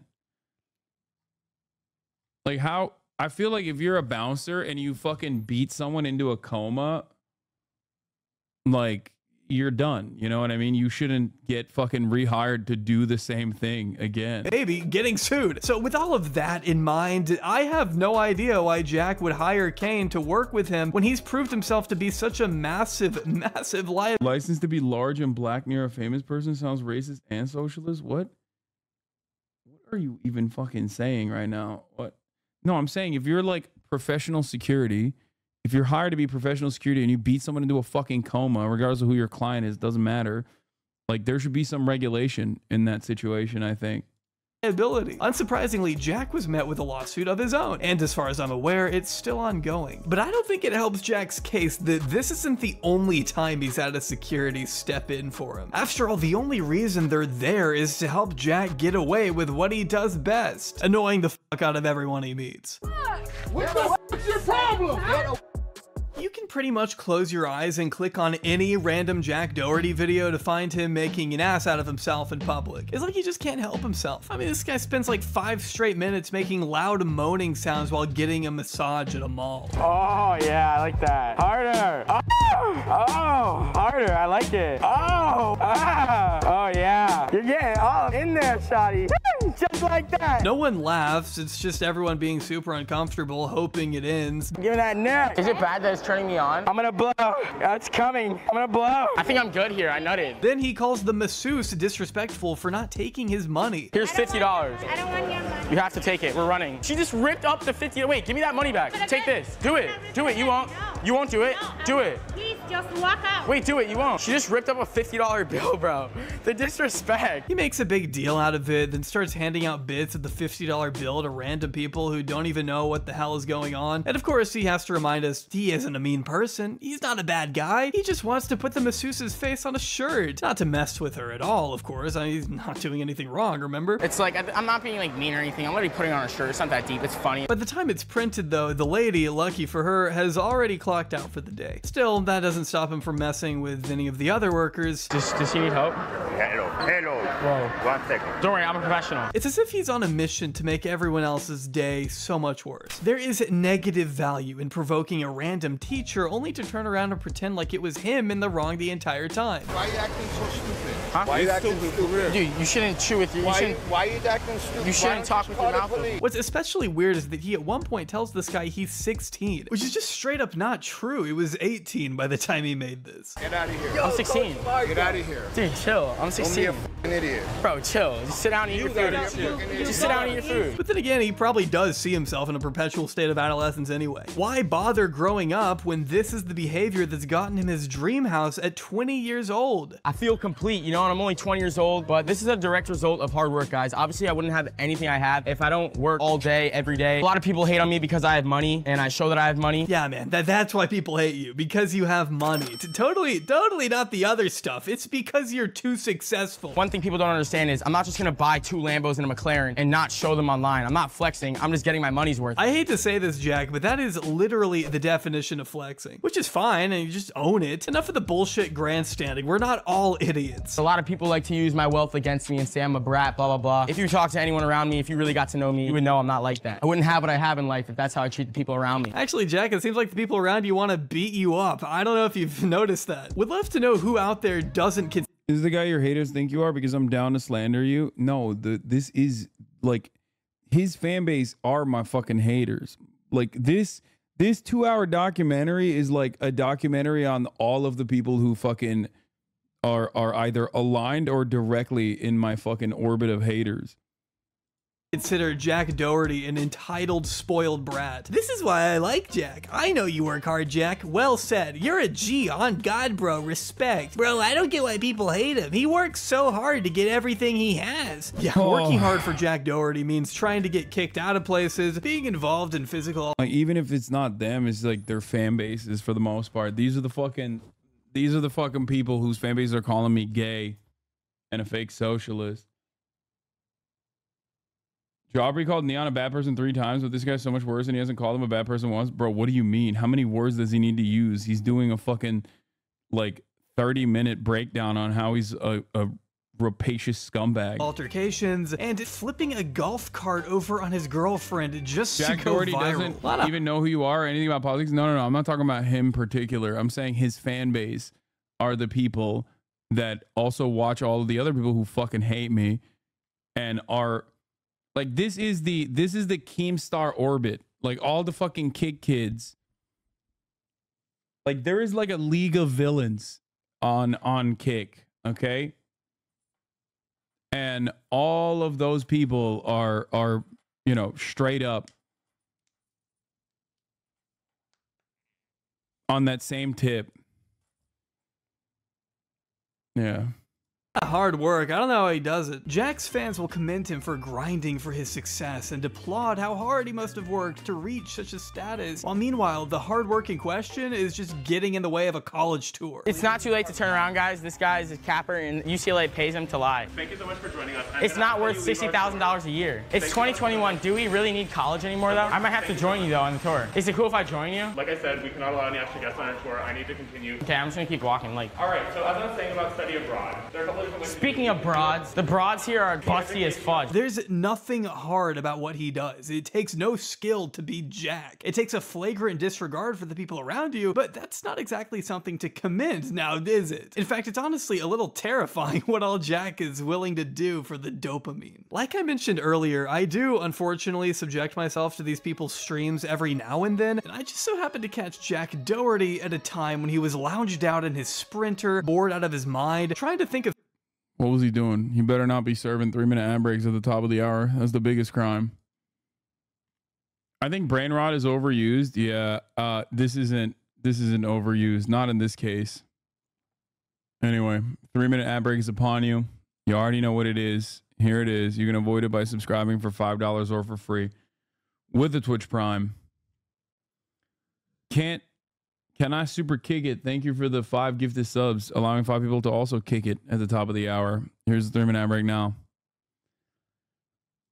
some way to occupy his time for the rest of the evening. The stream had already been going on 8 hours and was kind of hitting a lull. He needed something to get the chat raving again. I walked away from my computer for about 15 minutes and came back to Jack speeding down a residential neighborhood in a $50,000 Can-Am ATV that he's already crashed once, by the way, swerving on and off the road, veering dangerously close to all sorts of nearby trees, lampposts, fire hydrants, and power lines, with like 3 other people with him. To make it worse, I actually went back in the VOD and found him doing the exact same thing earlier in the day where there were more cars on the road. You think, is this legal?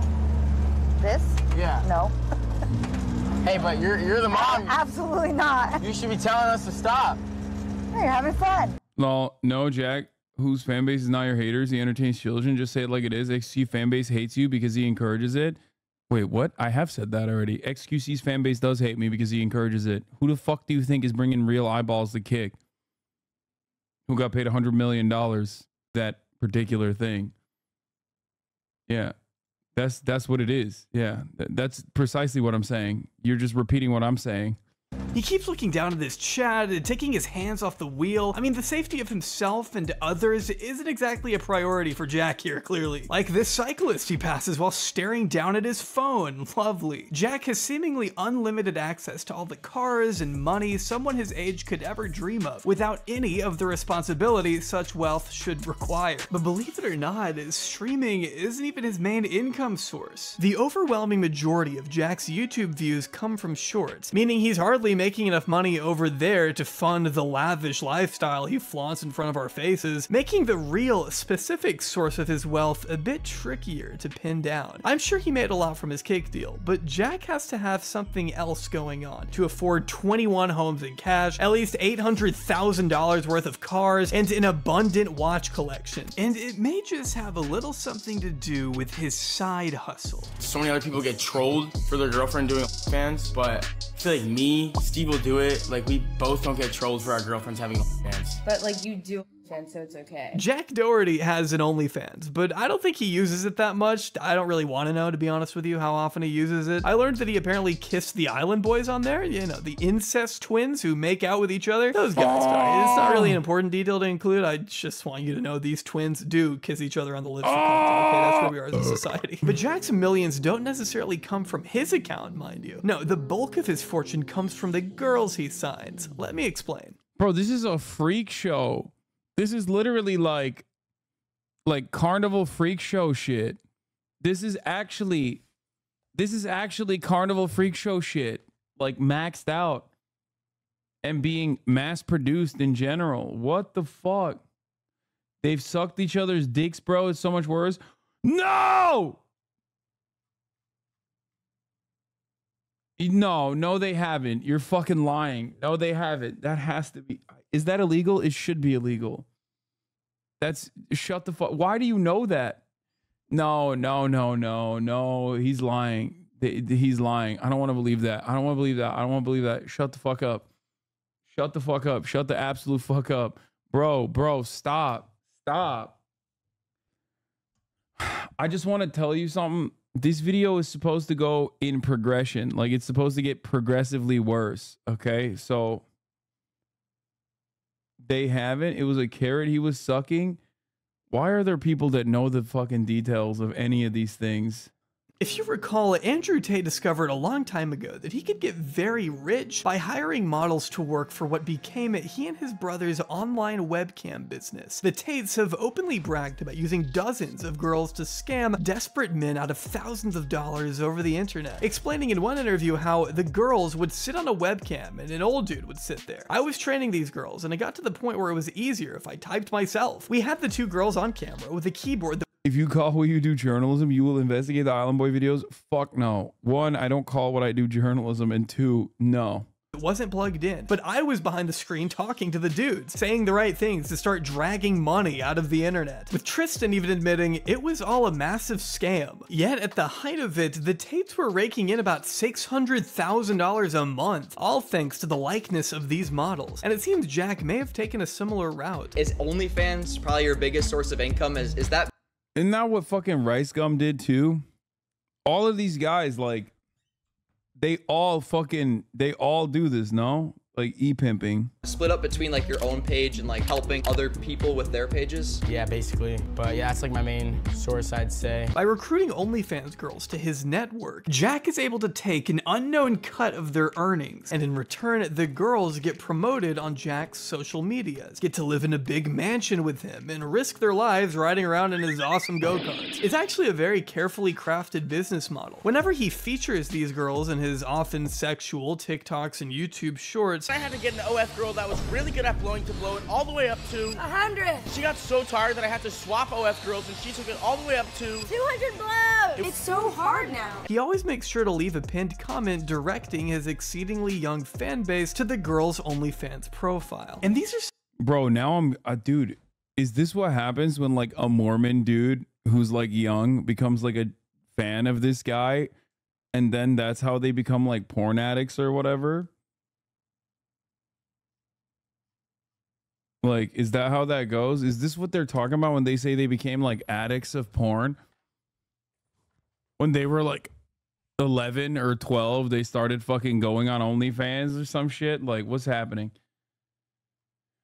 Oh.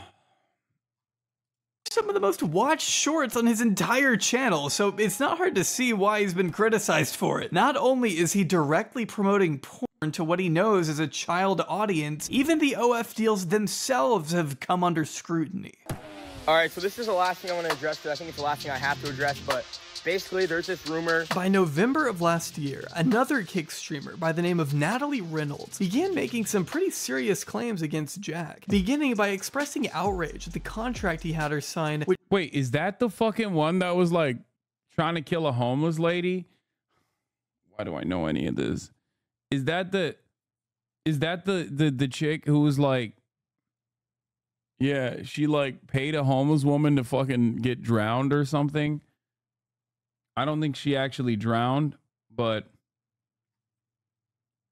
bro, log off, you know too much. I just see like bits and pieces every now and then, and I don't like what I see, which but she I says see included no end date, before announcing days later that she would be terminating her OF contract with the scammer Jack Doherty. This kid has done nothing but take advantage of everyone around him. Disgusting. Adding stick to grooming minors, which is an insane thing to just tack on there at the end. She did follow up with, oh, by the way, that grooming thing ain't a joke, LOL. This girl was 17 and Jack waited months for her birthday to get her drunk and sign a contract on a yacht. This claim was echoed by another ex-member of Jack's circle, a dude by the name of Matthew JGL, who once worked as an editor for Jack and likes to credit himself as the guy who revived Jack Doherty's career when he was stuck at just 3 million subscribers. In an interview with The Asher Show, Matt goes so far as to name the alleged 17-year-old and insists that Jack intentionally hires younger candidates. They obviously go for like the youngest ones. Crazy one that they have, Claire. She was 17 and like we met her at Sway. Not even just Claire. He obviously just goes for the young girls. And Claire actually signed when she was drunk on a boat, and she's not allowed to drink. But she signed to him when she was drunk on a boat. He waits to get these drunk and make them sign their life away. Jack initially responded to Natalie's tweets with utter denial across the board, calling it the dumbest accusation ever and asking to stop giving this clout-chasing attention. Her whole account is a fan page for me, Sam, and Neon. Neon, it should be noted, also repeated these claims on a stream of his own, but apparently apologized for it behind the scenes, at least according to Jack. While Jack chalks most of Matt's behavior up to Matt being jealous of his success or whatever, Jack and his current girlfriend McKinley have both accused Matt of SA. In fact, they claim he's abused a number of the girls who live with Jack, McKinley being one of them. The latter posting a lengthy thread to Twitter in which she explained how Matt had initially been wanting her to come to Florida for a while, and although she had no intention of pursuing anything romantic with him, she finally agreed to come down when Jack and another OnlyFans model Bro, there's like no good guys on this side of the world, it seems. Like, it's just, everyone's a bad guy. Invited her. That's when she says Matt became increasingly aggressive, accusing him of cornering and forcibly kissing her right when she got to the house, making her feel super uncomfortable to the point that when she outwardly told him how she felt, he became so irate that Jack and several others had to physically break down a bedroom door to save McKinley, stating that there's so much more she can say and many more girls wanting to come forward about him. She says Matt is jealous and the only thing he cares about is seeing Jack's downfall. California picket fence life breeds this shit. Bro, aren't all these dudes in fucking Florida, I feel like?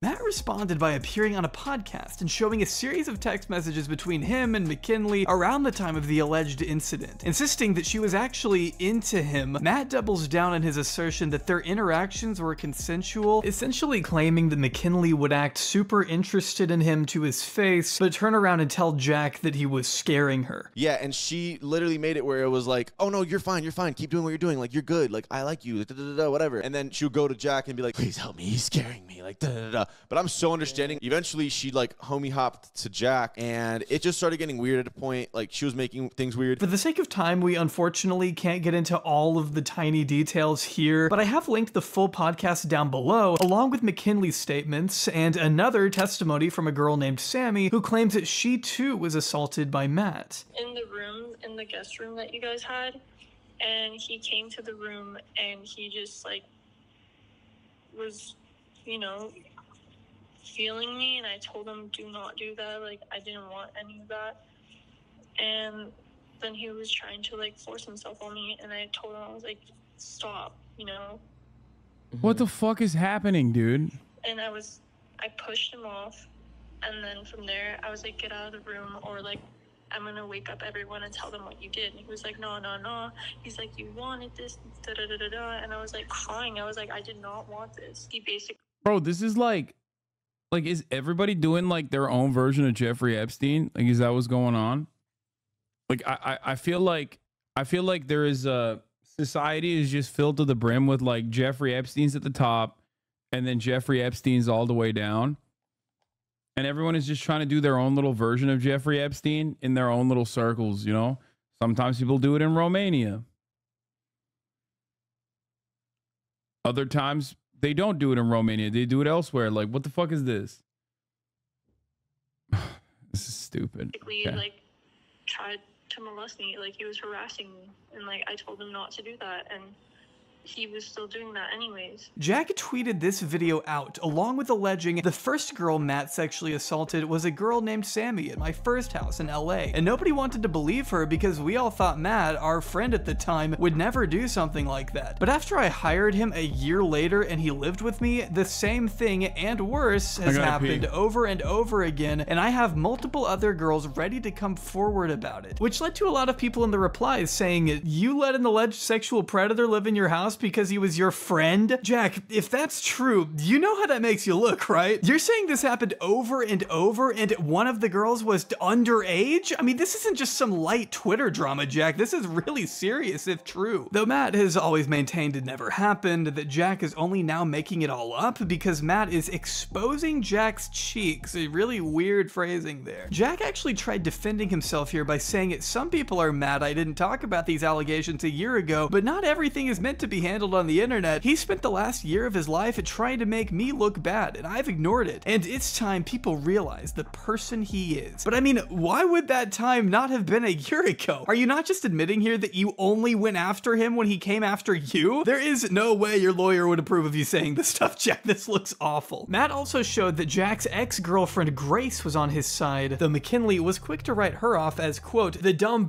that's still in love with her boyfriend who just wants to break them up. Unsurprisingly, Keemstar threw himself in the mix, as it was only a matter of time, and slammed Matt for lying that he was being paid by Jack, which is obviously a wild claim for Matt to just make up, though at this point, Matt began going after Jack for things like spilling alcohol on him in the club, so it just kind of feels like we've lost the plot here. I mean, what does this have to do with anything? At one point, Matt even ended up admitting to sharing underwear with Jack when they used to be friends. So I kind of got the gist that she wanted to move on to Jack, so that's why I literally asked her, like, I can give you up to Jack if you really want that, and she don't. Why is Keemstar hanging out with 20-year-olds? He's nearly 50. You know why, bro. Come on. Down, and she said that she liked me, she didn't like Jack. Jack's not even her type. In my stance, it's super confusing. This girl's telling me one thing, and then I have Jack and Logan telling me that she's scared of me. At the end of the day, how the f am I supposed to know that this girl's not liking me when she's literally telling me to my face that I'm fine and I'm doing everything fine and everything? I was asking McKinley, like, what's good with her? Like, do you want to get with Jack? Because if so, we share underwear, we can share girls. Well, we shared underwear back in the day. Of course we shared girls. Just, what? I hate everyone involved with this. Some of Jack's other claims against Matt include him abusing his own dog, being so disruptive and scary that they had to call the cops on him one time, with someone named the Kick Joker posting what looks to be the official police report from March of last year. Matt's only response to this was, what happens when your own friend calls the police on you? He was complaining to the cop, trying to get me arrested for nothing. I'm not exactly sure what nothing means in this scenario. I wish he would delve a little further into that. We had to call the cops on him once because he threatened to kill 2 of the girls and threatened to kill himself, and he beat the shit out of his dog that day. Body slamming his dog, punching the fuck out of him. Me and my friend Logan literally fucking were about to beat the shit out of him. These is teenagers, dog. Bro, what are you talking about? These guys are all like, most of these dudes are over the age of 20. Okay, I think he's like 21, 22 or something. Like they're not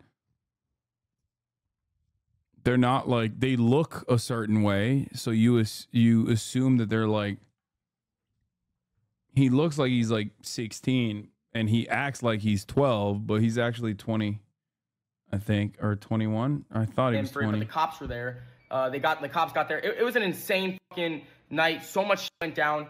And if this guy really wants to start, I have so much dirt against him, bro. So we have all the girls ready to come forward about you, bro. This guy, I like that this guy's just like holding on to like criminal information as like a weapon. What do you mean? You are harboring a criminal and potentially aiding and abetting a crime. And like, what the fuck? And treating this as like a weapon, or like a nuke for cancellation. You're a piece of shit. No girl ever wants you. Jack also provided this insane clip of Matt going absolutely ballistic, screaming slurs left and right, and supposedly being abusive to the girls who were there. I'm a winner. I don't give a fuck. I'm done with this shit, bro. I'm gonna do whatever the fuck I do without a fucking win. I'm not a fucking loser. I'm a fucking get to the top, and when I'm there, I'm gonna say fuck everything. So I'm a fucking winner. I fucking win. I'm not a fucking loser. I'm a fucking winner. All I do is fucking win. That's all I fucking know how to do. With $500 in his bank account. We're all that niggas. We all know what the fuck we do. So we just stop fucking around and do it then. Fuck this place. This fans lost bullshit. Fuck fucking midgets. Fuck that shit. But Matt has only doubled down on this clip, stating there were no girls being abused or threatened, and that he was only venting about someone asking him to do OF, which does. Bro, every single dude in every single clip is drinking Prime. Okay, this is not like related to the accusations nor the content that we're watching. It's just something that I've noticed, and I find it to be very strange. Doesn't align with his Christian values. But I guess screaming the N-word over and over does? So I'm here to explain the video of the black screen. It was Everybody has a Tesla, everybody drinks Prime. Those are the two common things. It was recorded by this girl that was in the other room, and I just got off a call with someone that was trying to get me to do like OF stuff and whatnot, and like they were like telling me stuff about my morals, and I just feel like the OF stuff's wrong, and it's not something that God would want. Listen to it again, listen to that video again, and really listen to my words. I only win, so understand it, listen to it however many times you need to, and just understand that I always win. So Yeah. It's also worth noting that Claire, the girl who Matt says was drunk when she signed with Jack, liked McKinley's original thread and has gone back and forth with Matt herself, claiming he forcibly kissed her as well, though Matt replied by stating this was consensual and that Claire had the timeline wrong, posting additional screenshots that seem to show Claire being friendly with him after the alleged assault would have taken place. Claire's explanation for this is that she was only trying to be nice to Matt in spite of what happened and wanted to give him a second chance. Now, I know I just threw a lot at you there. These are some very serious allegations being made on both sides, with an unfortunate lack of proof to go along with most of it. It's kind of hard for me to trust Matt. Not only are there so many girls who have now stepped forward about him, but he definitely seems unhinged from the audio we've heard. And we already know he lied about Keemstar being on Jack's payroll, so his credibility isn't the best in my eyes right now. But that wouldn't mean Jack isn't signing these girls to unfavorable deals. I mean, here he is saying he's only going to pay McKinley $3,000 of her OnlyFans earnings in these leaked messages with Matt, but it sort of just reads as a crude joke, and I have no real idea as to what percentage he's actually taking. Neither side has offered any evidence to definitively prove what these splits are. So show me what it says in the contract. These guys are the same people who call girls whores? Bro, what do you mean? He literally is an e-pimp, and he was saying Karenikov is only an OnlyFans whore in the beginning of the Jack Doherty segment.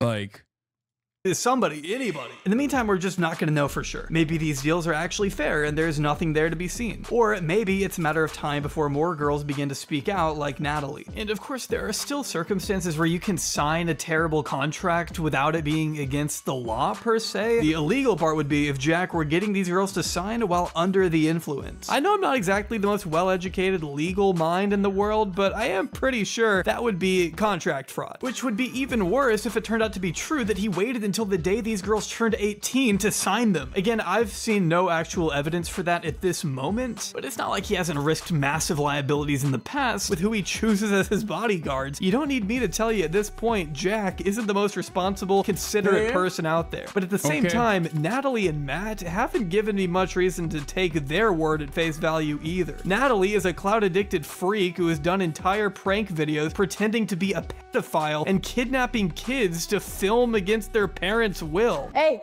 you want some free candy? I said if he wants free candy. I just asked if you want free candy. It's a social experiment. It's a social experiment. It's a social experiment. It's just a social experiment. Hey, Natalie, what is it again? It's a social experiment. Oh, okay. Wasn't sure. And Matt does come across a little bitter when he isn't reposting flat earth conspiracies or getting mad at gay Doritos on Twitter. So it's up to you what you want to make of this horrific, vomit-inducing mess. Maybe at some point we'll get more information to make things clearer, but in the meantime, I'm content with saying I do not feel. Yeah, the Christianity God route, and sometimes my unique favorite Islam route, is like a secondary exit ramp for these fucking losers usually. Like, they do all this horrible shit, and then they turn around and they're like, I'm Christian now. I'm born again. I found God. Be kind to one another. And they keep up the old resentments and the old animosity and the old... Like, they keep up all the old energy and all the old shit for the most part, but now they're just like, but I love God, and I'm also a conservative right-wing Christian. It's great. It's wonderful stuff. Just a little boost, I guess. Good about any of the people involved. Oh, fuck. Hold on. My audio is busted again. Jack signs to his OF empire. If not for the alleged details in their contracts, then just for the simple fact that they have to live in the same house as Jack Doherty. A fate. They play the Muslim route so well. I live in a pretty diverse country and a lot of Muslims support him a lot, even though he's clearly not a very avid follower of Islam. Yeah, bro, it's just a marketing gimmick. So harrowing, I wouldn't wish on my worst enemy. You can also tell that, like, it's completely fucking fraudulent because it is unironically a Western understanding, like an Orientalist perspective of what Islam is. And that's what that shit irks me so much. It grosses me out. People will be like, yeah, I love Islam. Not because like of a genuine change of opinion or because you like truly found God or something and it gives you comfort, but because it's like Islam hates women. And that's why Islam hates women, and that's why I love Islam. Islam, like Muslims are really fucking violent towards those who like disrespect their prophet, and that's why I love Islam. And it's just like, that's not like, that's so insane. No, they don't. Yes, they absolutely fucking do. People who like revert to Islam, content creators and online influencers that revert to Islam, they do so because of their right-wing understanding, like their unimaginably Islamophobic understanding of the religion in general. Okay, that's why they do it. That's why you got the Sneekos of the world and the fucking Andrew Tates of the world who are like, oh, I love Islam. Actually, they're not actually fucking religious or followers of the faith at all. Okay, I know that was kind of a lot, but I promise we're done with Jack, okay? Yeah, I won't subject you to any more of his broccoli hairstyle any longer. We're done, okay? This might be a good place for you to pause, use the restroom, get some water. It's similar to the converting of Catholicism because they like the aestheticism and hate the Pope because he's a lib. Exactly. I mean, reverts, adult converts, adult reverts are already fucking weird in general. But yes, the classic thing is like what we saw with like the Red Scare girls and shit. People basically saying like, that like they're Catholic now because they're based. Catholicism is fucking based, and then like the Pope will come out and be like, being gay is cool, and they'll be like, oh, I hate the Pope.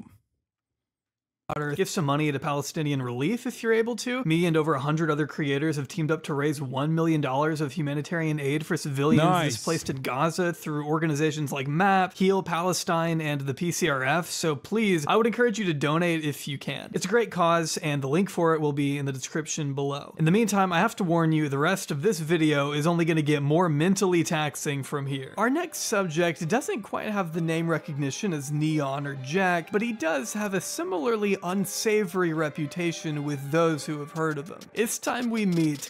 Yo, when them cameras come on, I don't know how to act.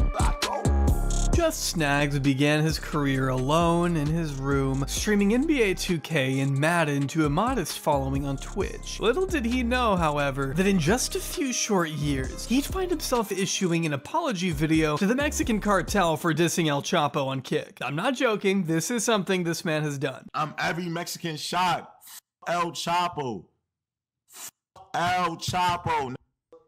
Mexico, I will piss all over y'all land. El Chapo, how about that one? The whole cartel, suck my dick. And I'm going to Mexico next week. Never scared of no Mexican. I'm going to Cabo, all that. Come do something to me, pussy. Going after the entire country of Mexico just for the meme of it, I guess. I'm not even really sure what you can do to make sense of this. I said El Chapo. That's somebody in my chat name. You know what I'm saying? I think he's Spanish or something. El Chapo. That's still El Chapo. Not El Chapo.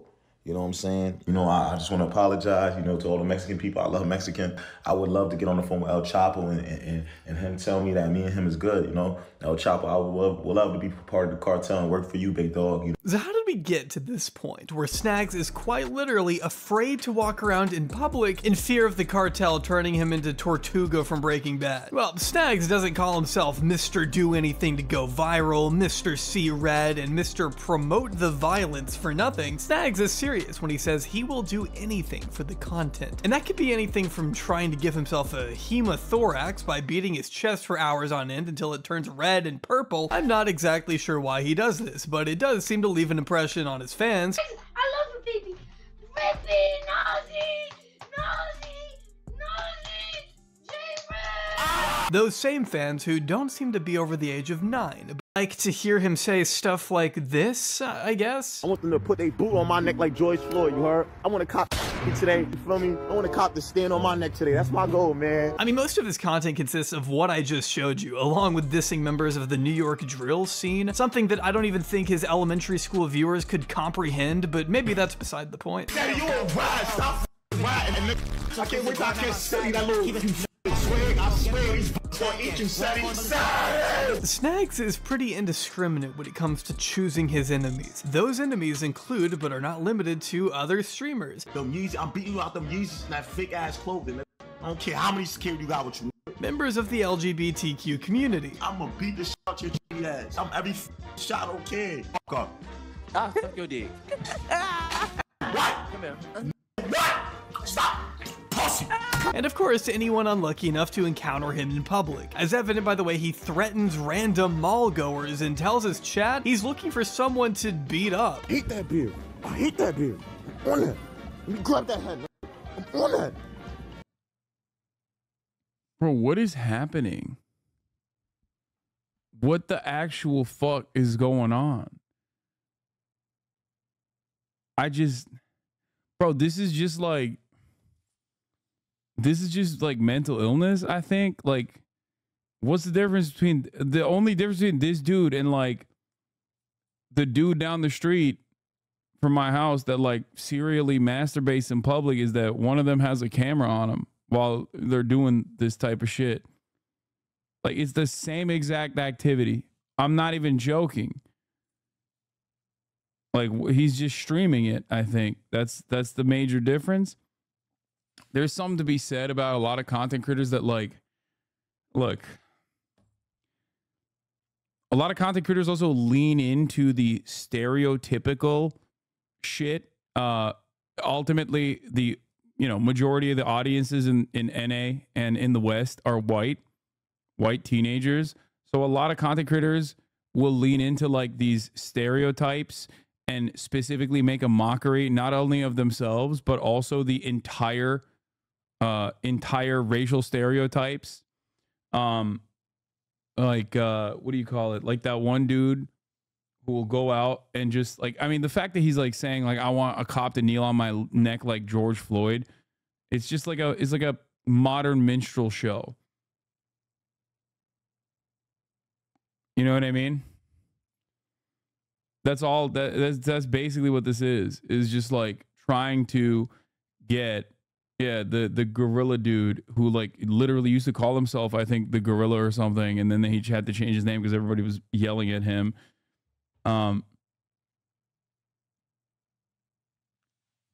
It's very weird. It's very weird behavior. I think Neon does that as well. Grab that head. What is he laughing at? Get her, bro. This little ass girl. I'm gonna punch her sister, bro. Don't care. I will beat both of them up, bro. I want to punch on niggas who got mad time left on this earth, bro. You feel me? But remember, guys, God moves him. Just trust in the Lord with all your heart. Before long, you'll be outwardly wishing death on all your acquaintances and being blatantly racist to complete strangers over the internet. Fuck that baby.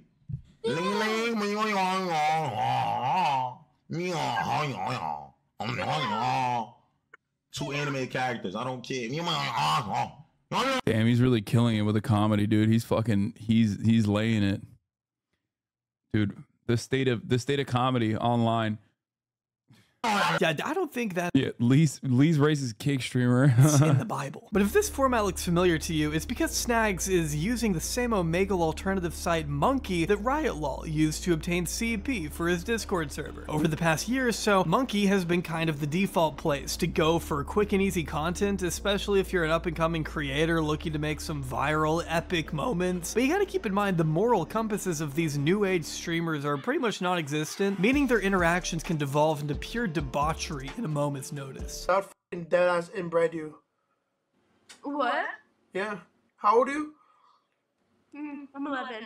How old, Daddy? As far as Snags goes, there are literally countless instances of him going way overboard and just straight up harassing whoever he's talking to. I mean, my man is so criminally horny, he doesn't even hesitate to openly flirt with random women in front of an audience of, as we've seen, kids. I mean, they're young. Can I be right there? Can I be right there? Between your legs? Let me see something. Yeah, let me see something. Yeah, I will punish that little no funny shit. That's for me. That's for me right there. That's for me. That's for me. That's for me. You got an Instagram? But then again, it's not like Snags has ever stopped himself from including literal children in his quest to go viral, resorting to sexually harassing a 14-year-old girl in this disgusting and infamous clip. Can I play with that little 8th grade pussy?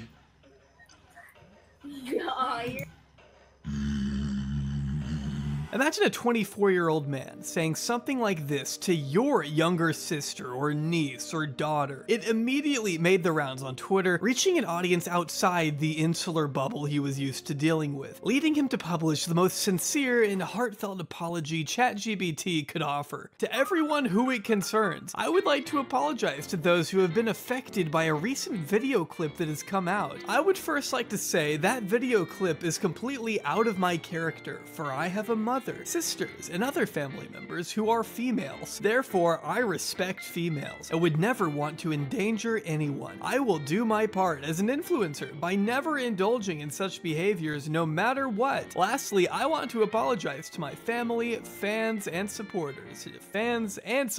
Oh wow, really hitting them all, I guess. Again, I apologize and plan to do a lot of damage control / reflecting around the situation. May all be well and everyone be safe. You know, after reading through this entire thing, I think he may have actually written this himself. ChatGPT is ass, but it would never be this incomprehensible. Though if this doesn't feel sincere enough, Snags would then take to his stream to read out the statement verbatim in a genuine demonstration of how truly sorry he is. To everyone who is concerned, I would like to apologize to those who have been affected by a recent video clip that has came out. Even if he is sorry, it's just impossible to take seriously when it feels like something Roderick Heffley would be forced to say.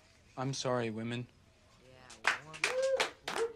But then again, I guess the apology didn't matter at all in the end because he later tried to argue the clip was AI. People hating, still watching. That's what I'm saying. Snags, you're the P word. You said that. Oh my God. Nick, that was an AI clip. Wallahi, would never do that, bro.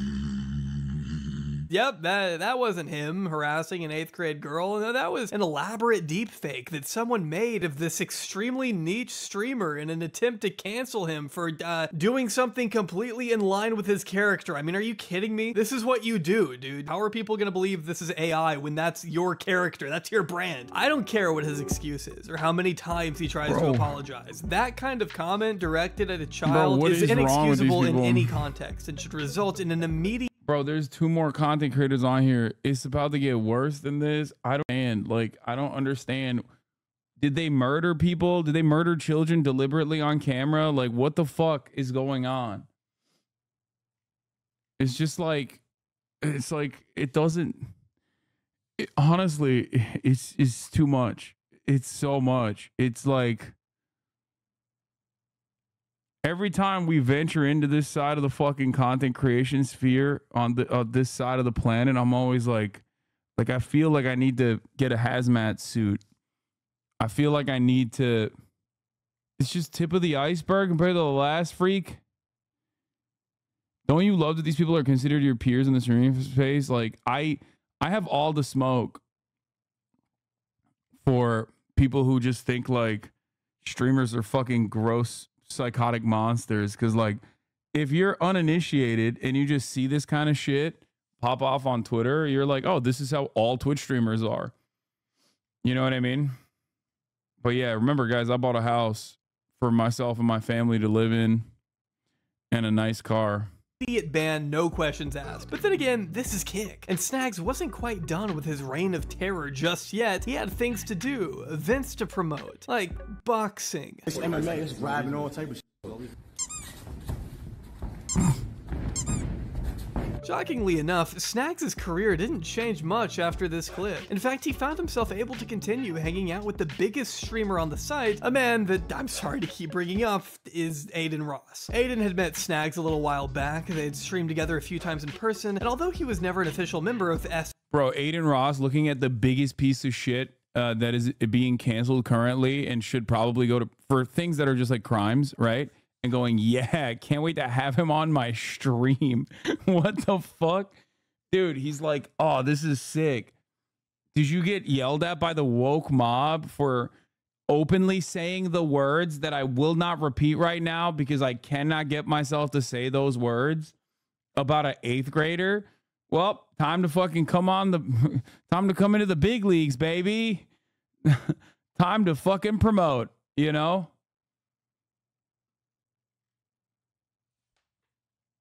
Jesus Christ, dude. It's like, it literally feels like, oh my God. It feels like, oh, Oh, you guys noticed the brand risk promotions behind him.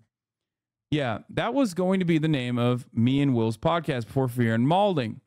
Famously, there was a content creator who had a podcast that was inactive at the time.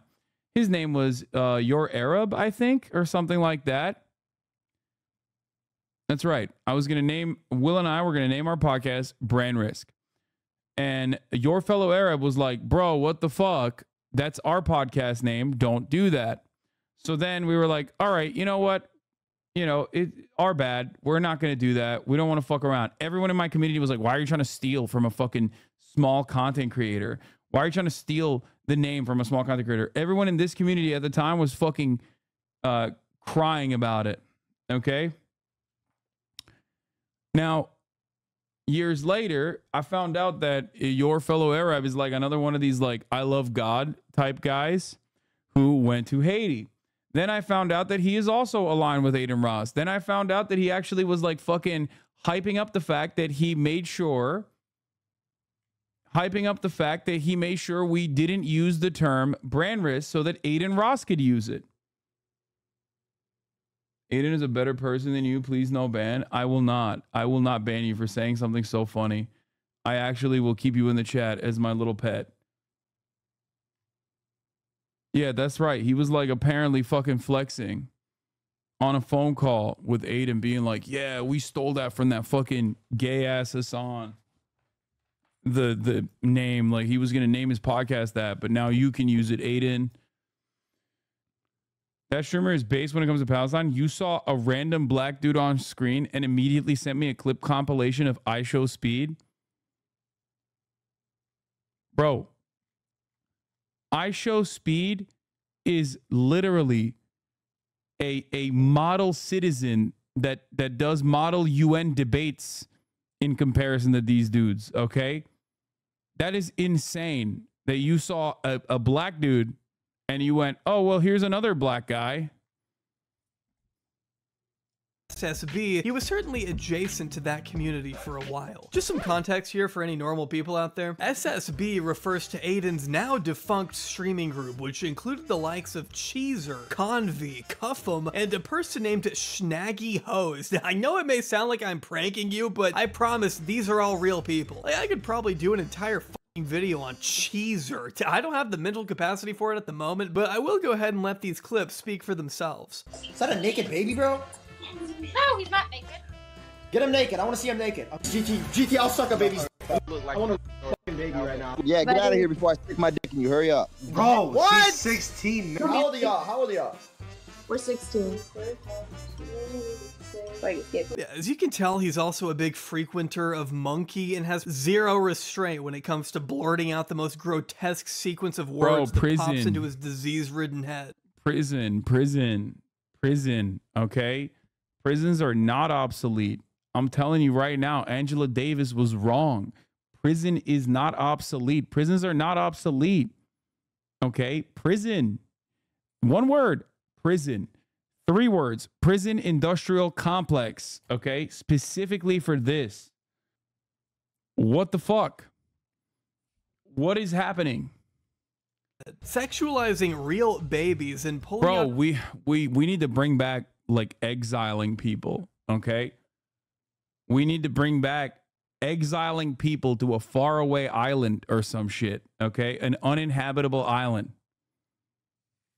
This is why I'm an advocate for the Florida Project. Just send these guys to Florida and just wall it off, okay? Take everybody that don't want to be there out and then just wall that shit off. And then anytime someone's doing some fuck shit, it's like, okay, Florida. Like Florida, it's over. You're going to Florida. A dildo to trick girls into thinking he's exposing himself to them. My question is, why do you own that thing in the first place? Doesn't really make a ton of sense for someone so ardently homophobic. Why are you gay? Similar to Neon, Jack, and Snags, though, Cheezer strangely finds himself unable to take even a crumb of accountability when confronted by the literal co-founder of Kick. Instead, he just resorts to pointing out how that clip of him being a dumbass was actually just AI. Bro, on my life, I did not mean what I said. Half of it was AI, and the other one, it cut out before I could even give my context. Like, I'm sorry for what I said. Bro, how many of these This is Aiden's That's guy. the thing, Eddie, real quick. That's why you don't do business with black people. And this is no offense to any black people in my chat at all. I respect y'all in a way too, because I low-key, like, I see what you do. He used you for money, Eddie.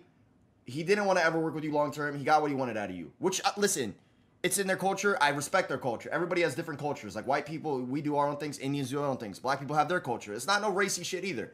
Bruce did what he had to do, bro. And he got the bag out of you. But, Eddie, what about me? Facts. I like that he's saying, like, it's not on some racist shit. It's crazy to just, like, do AAVE while simultaneously be like, not on some racist shit, but facts. Here's some racist shit. The entire race of black people, it is in their culture to steal. That's what he said. That's crazy. Me. Woo! Goddamn.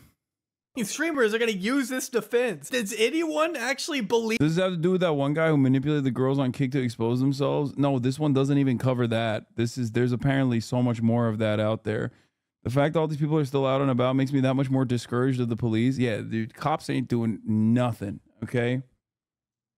Believe it? Am I not understanding how dumb these fans are? I mean, who are you fooling? But this video isn't about Cheezer. We're still talking about Snags and his relation to someone with actual equity and kick. See, Aiden figured Snags would be the perfect addition to the influencer boxing match he was in the middle of organizing. And suddenly, Snags found himself right in the middle of a highly publicized event that had the potential to bring his career of harassing strangers and children online to the next level. He fought two people, Big X and Cuff, beating both of them in an MMA style. How likely is Divorcelli interact with any of these guys? I suspect that, considering that he's also a prominent influencer on the platform, I assume he does interact with them. I don't fucking follow his shit. Why would I know that? Cage match and naturally elevating his status as a member of Aiden's entourage. While a more well-adjusted streamer may have been able to use this time in the spotlight to springboard themselves into more success, Snags was either too dumb or too unappealing to do that. He never signed an official contract with Kick and essentially went back to doing the literal only thing he knew how to do.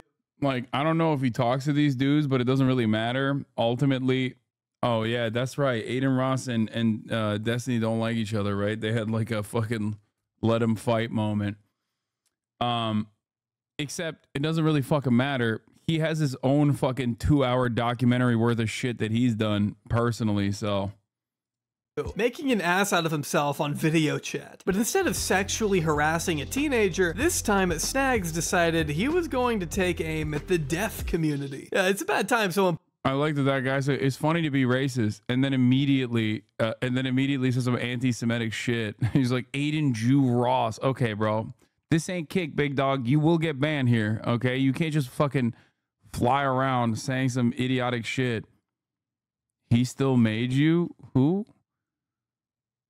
Who the fuck are you talking about? puts those guys in their place. Stop speaking sign language. All that silent. Bro, you deaf?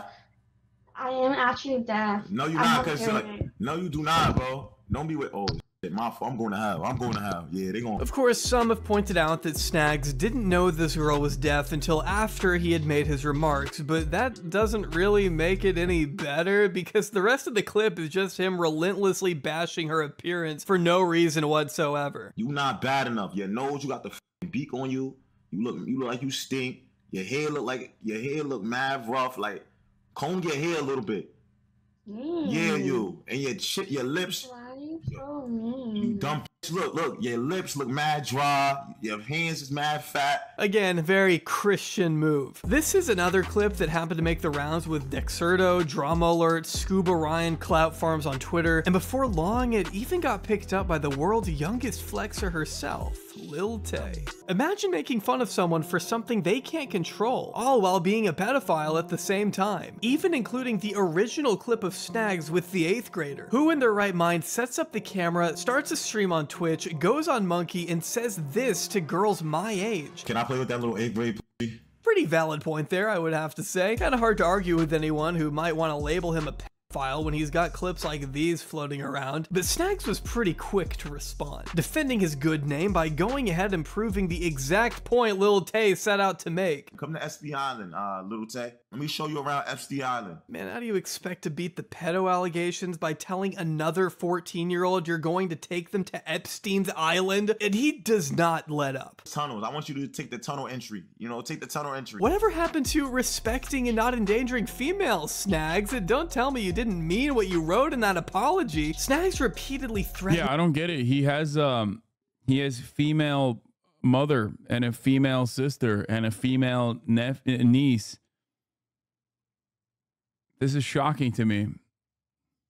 Lil Tay with physical violence, saying he's gonna woo walk on her grave after he crushes her skull, all while his own chat is spamming things like, she's a minor, she's 16, stop now. Like, how ignorant do you have to be, man? Streamer Just Snags violates Lil Tay. Yeah, I don't know if that's the word I would use. He's out here harassing a child like a job because it practically is his job, which I did do some further digging and found this clip of his community raiding Lil Tay's Discord, spamming it with even more threatening messages and reposting it on a fan account as if it's something to brag about. Surprisingly enough, Snags did end up being hit with what was meant to be a 1-month ban, either for the clip with him and the deaf girl, the clip of him threatening the middle schooler, or the clips of him threatening other middle schoolers. Honestly, it's pretty hard to keep track at a certain point. The bottom line was Snags had reached an achievement that so few streamers do. Managed to get banned from Kick for a pretty lengthy period of time. And while I'm sure the average person would consider some form of action pretty well deserved considering what he said, not everyone agreed. I just believe that we gotta just let some certain shit fly, you know, and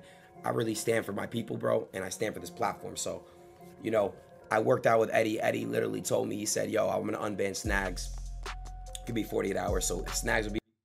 Thank God, bro. That's right, dude.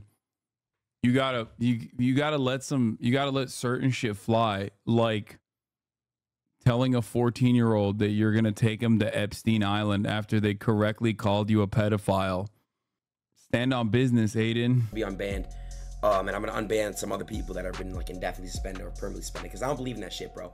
Aiden Ross wasted no time in assuring his good pal that he had nothing to worry about. He was gonna make sure Snags got unbanned in the next 48 hours. Not exactly the most shocking move from Aiden when we consider the type of characters he surrounds himself with who are not named Snags. But as the days and weeks went by, Snags' account remained completely dead, gone, buried. No traces of his clips or VODs can be seen anywhere across Kick, and that made Snags a little upset. So man, Eddie, free me on Kick. I'm gonna come to Australia and beat on you. Word of my mother. I'm gonna beat on you and your wife. Eddie, your wife now. You got me mad, you know what I'm being me. Now I'm gonna say your wife. Aiden Rose, Issa, I don't care. Get mad, get tight. Beat me for longer, cause I talked about your bitch. Fuck Issa. That's why Big X put his all in her mouth. By the way, this is why it's extra funny that prominent Kick streamer Nick Merckx talks a whole game about fucking saving children and protecting children from gay shit. Meanwhile, this is what's happening on the platform. This is what like me and Felix were making fun of on. By the way, this video is 2 hours, 25 minutes long. It's got what, 1, 2, 3, 4, 5 content creators on it. This is literally still the tip of the iceberg.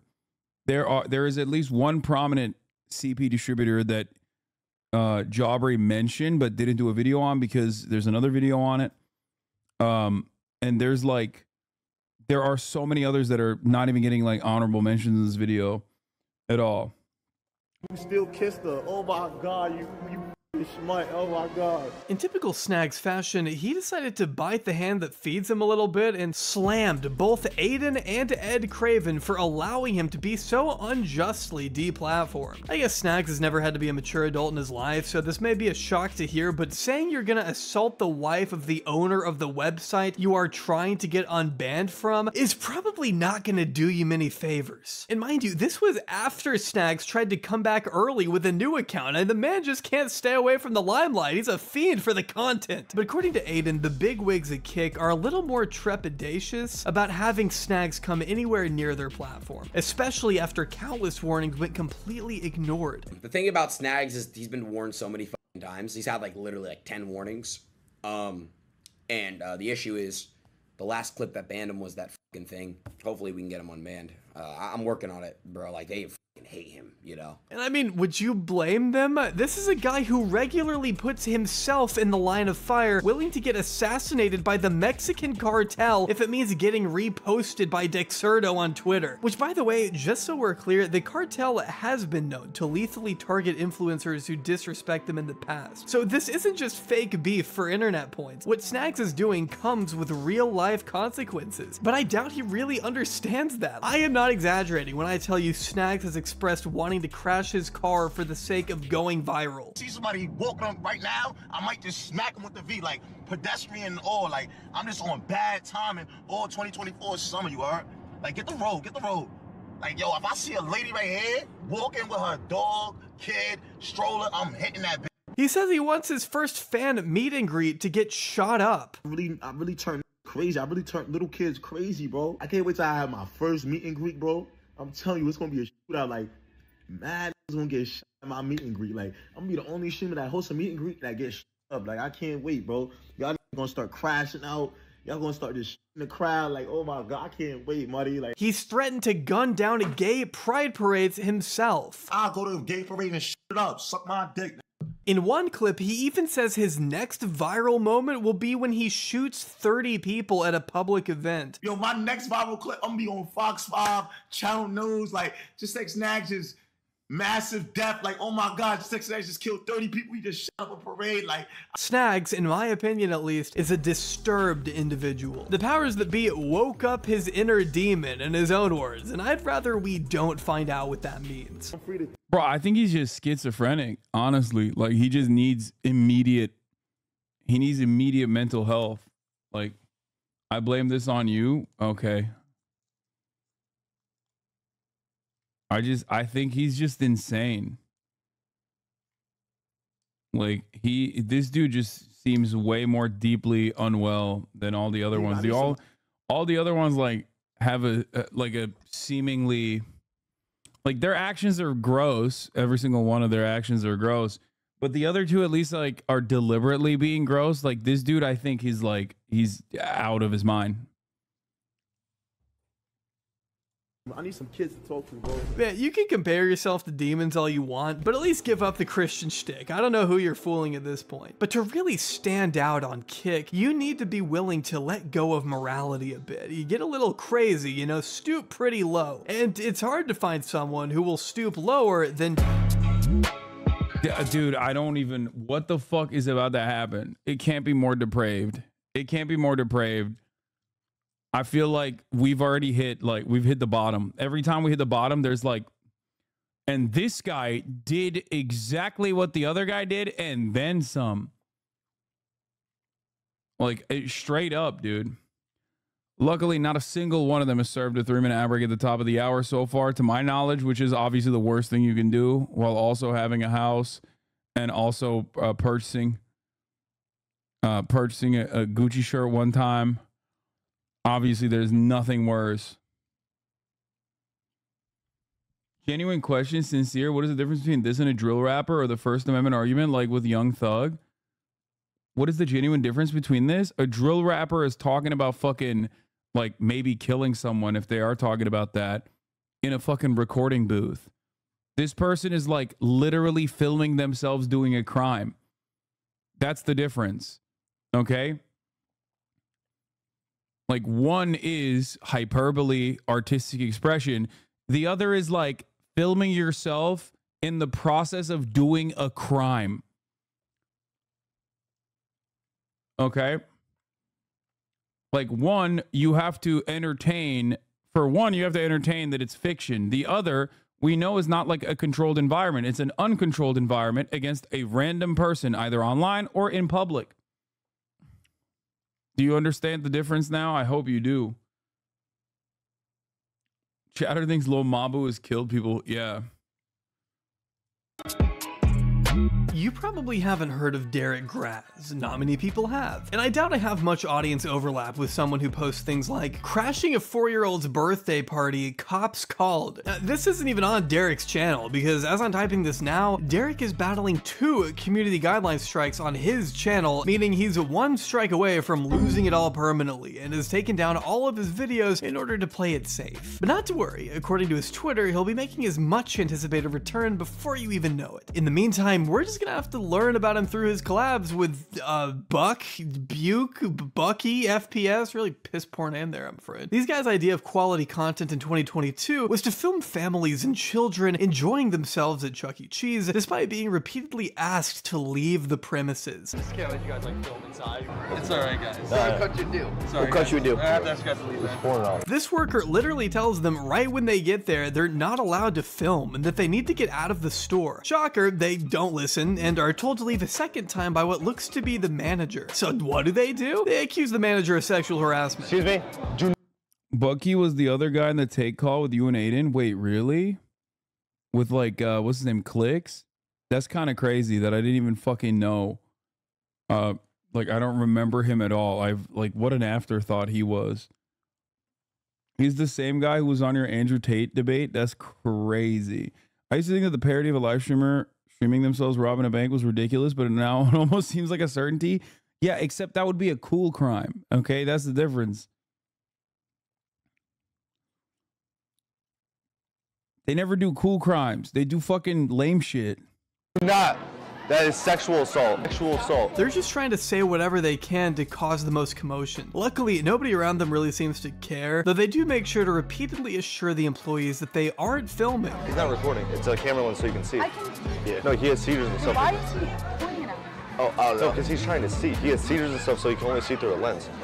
But sir, you still have no proof that I was recording anything, and you took my... in the window with the camera? Let me guess, Aiden Ross hit these dudes up after they got busted for like, you know, trying to say that they want to have sex with like a 12-year-old or something.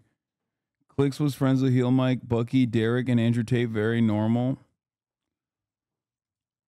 That is I don't know what that is that he's recording. Now, I'm sure you can deduce that by us now watching this footage on YouTube, the camera was in fact on when they lied and said it wasn't. A trend we'll notice with Derek Graz here in a minute. But in the meantime, the cops get called, so they have no choice but to leave. Then we got kicked out for bullshit, like literally got kicked out for recording, which I don't even know why it was that big of a deal. I guess we look like creepers. I don't know. Yeah, man, that's actually exactly why you got kicked out. How are you going to call it a fake reason when you admit you look like absolute creeps? But Derek doesn't... Chat, stop telling me Celtics are up by 21, okay?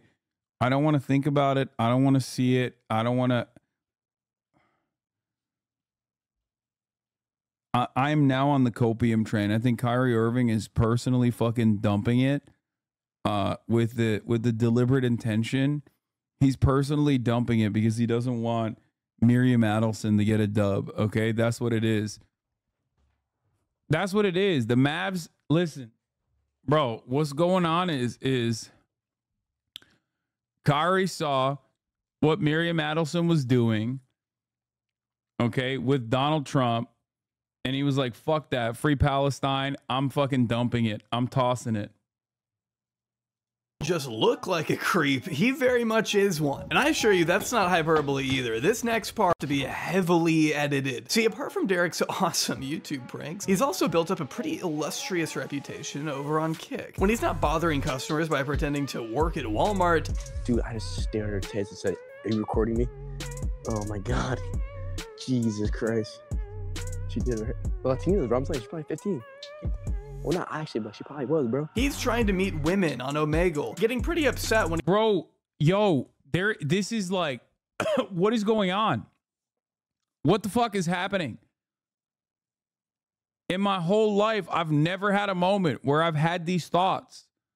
What the fuck is happening? What is going on right now? Why are there so many people that are doing this pedophilia shit for content? Like, why? It's like Cap'n Crunch, oops, all berries, but it's like, oops, all pedophiles type shit. What the fuck? Why? Why is everybody a pedophile on this fucking platform? What is going on, bro? He was like 17 or 16 when he was on stream with you, by the way. This dude wasn't. His friend was. When he isn't able to see them naked. What's good? Where are you from? Because they all make Discords where they sell memberships of the clips of it, like the first guy. You sound like Tucker Carlson right now, just ultimately confused. What is going on? Actually.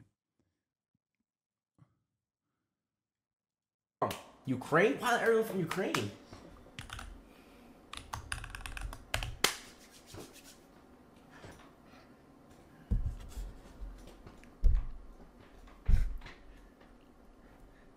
No, bro! Are you fucking serious? Damn, bro! I was about to do goddamn titties! You may have noticed Derek didn't even ask the age of this woman before firing off the word tits in the chat and panting like a dog. I'm censoring her for this video, but just know she didn't look particularly old to me. And that's just half the problem. Derek asked this random girl to expose herself to his chat without her having any clue that she was on stream in front of 1,000 people on Kick. Thank God it timed out before anything worse could happen, though he sure doesn't hesitate to find the next available campsite to quench his unending thirst. Bro, I'm not paying for that shit. Hook it up, made easy. What is this? Or what is this? Dallas, Cam Match, Dallas, top 5 hookups in Dallas, secret side hood. Jerk off with females. I like that one. What are you talking about? My man is never not horny out of his mind. These Omegle streams really just consist of him spastically clicking through people, pausing occasionally when he sees a girl he's attracted to, and turning the conversation sexual before she even has a chance to say her age. Like, okay. So what do you mean by not be weird? Like, don't try hard. Like, I'm trying to be myself. Nah, I'm not gonna lie, you got some nice ass lips. I'm gonna shove my dick in the back of your throat. Hold on, wait. Yo, how old are you? How old are you? Here's a clip of him straight up telling her not to answer that question. Shit. You got nice boxers. my SpongeBob boxes. Yeah. Wait, how old are you? Don't even actually answer the question. I didn't give a fuck. How old are you? I'm 16. How old are you? Guess. 14? 15? Yeah, that's perfect. You can stand up. Nah, I'm playing.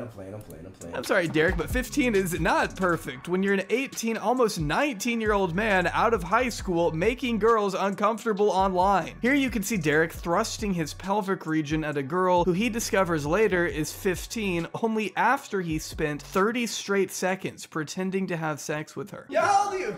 How old are you? How old are you? How old are you? How old are you? How old are you? 15. 15! I'm going to jail. Yeah, man, you might be. Though then again, I don't know why he even bothers. It's not like the pesky age of consent law has ever stopped him from just trying to get nudes in the past. Can you show me your titties? Okay, why not? I'm because I never because I want to just see, I just want to see them. How to see them or not. Wait, how old are you? There will be Netflix documentaries made by this down the line about like a website that was so illegal that like no one understood how it was around for the period of time that it was around. Like this is like Netflix tier, HBO docuseries, all the victims get together, do a class action lawsuit. Like what would happen if you took everyone that is banned from every other platform and just put them into like a live streaming situation where you told them there's no holds barred. You know what I mean? No rules, no restrictions, no nothing. Fucking go off, kings and queens, go wild, do whatever the fuck you want. This is like, bro, back in the day, this was like the dark side of the internet. Now, not so much. Do you understand what I'm saying? It's like, there is a 4chanification of content online. I've talked about this a little bit about TikTok and how like people use terms like even looks maxing, like a lot of the PUA, Red Pill, incel terminology is now like mass adopted, mass used. And I feel like this is the other side of it. It's just basically like 4chan, uninterrupted, unrestricted, let loose as a streaming website. I'm 24. How old are you? 15. So can I see him or not? Or here, where he's ecstatic to find out this young girl is only a short drive away from where he is. Never mind the fact that she's 15, why should that stop them from meeting up in person? You're hot too, you're hot too. How old are you? 15. Why? 15? What state are you from? Texas. Texas? Yeah. Wait, we're in Texas. We're in Texas. Dallas, Texas. You're in Dallas? Mm-hmm. Oh! Hold on, wait. Let me see. Wait. Age of consent in Texas. Let me see what's going on here. Wait, 1 sec. 17? Like, you're the first person I ever met in Texas, so let me get your Snapchat. I'm in Dallas, too. You can pull up or something tonight. Here. You can get mine and hers. No, Right, just here. I don't know how else to describe it other than straight up predatory. I mean, you are a danger. Bro, it's so funny because this website also features like another fucking perma-banned content creator, Vitali, who like sets up these pedophile Chris Hansen style like To Catch a Predator ass things. And I don't understand how both of these things can exist on the same platform. Obviously, he does like a lot of weird shit on his own, even on the To Catch a Predator style streams that he sets up. But like half of the fucking lineup on the platform, just like look up or look down on the fucking user list and you can catch a predator, bro. The fuck is going on? To the children and just the women in general on these sites. Bro, your dick is not that big, little boy. Let me see it. Let me see it. Let me see it. Let me see it. Let me see it. Hey, let me see it. Let me see it, because you capping. Not you dead ass capping. Let me see it. Hey, this is my cat. I know. Huh? Alright, yeah, this is my room. Yeah, that's my room too. I didn't ask for your room, bro. I said let me see your dick. Here he is asking an 11-year-old boy extremely sexually charged questions, like if he's ever had sex, ever masturbated, gotten an erection. I mean, he just keeps going. You get pussy or not? Vitali just does it for clout and money, which is pretty sick for a serious thing. Dude, that's what all the fucking... Most of those pedo hunter content channels are just like run by fucking psychos themselves. That's why there's like famous meme on Twitter where it was like, "Oh, we got another pedophile," and it was like, I don't know who's the pedophile in this picture. Like, you have to describe to me, like, who is the actual person, who is the predator, who's the one who caught the predator. I'm actually shocked. I thought Vitali like went to prison, didn't he? Like, I must be misremembering. You know, like I literally didn't he fucking wasn't he supposed to go to jail or some shit? What? You get pussy? No. Nah. No. Okay, wait. So how old are you?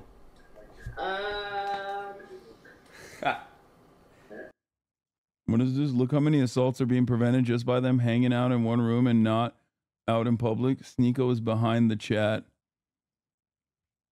Oh my lord. Prison yeah, I thought that was Zizek for a second, bro. I'm not gonna lie. I thought that was literally Zizek. Bro, answer. I don't got time for answer.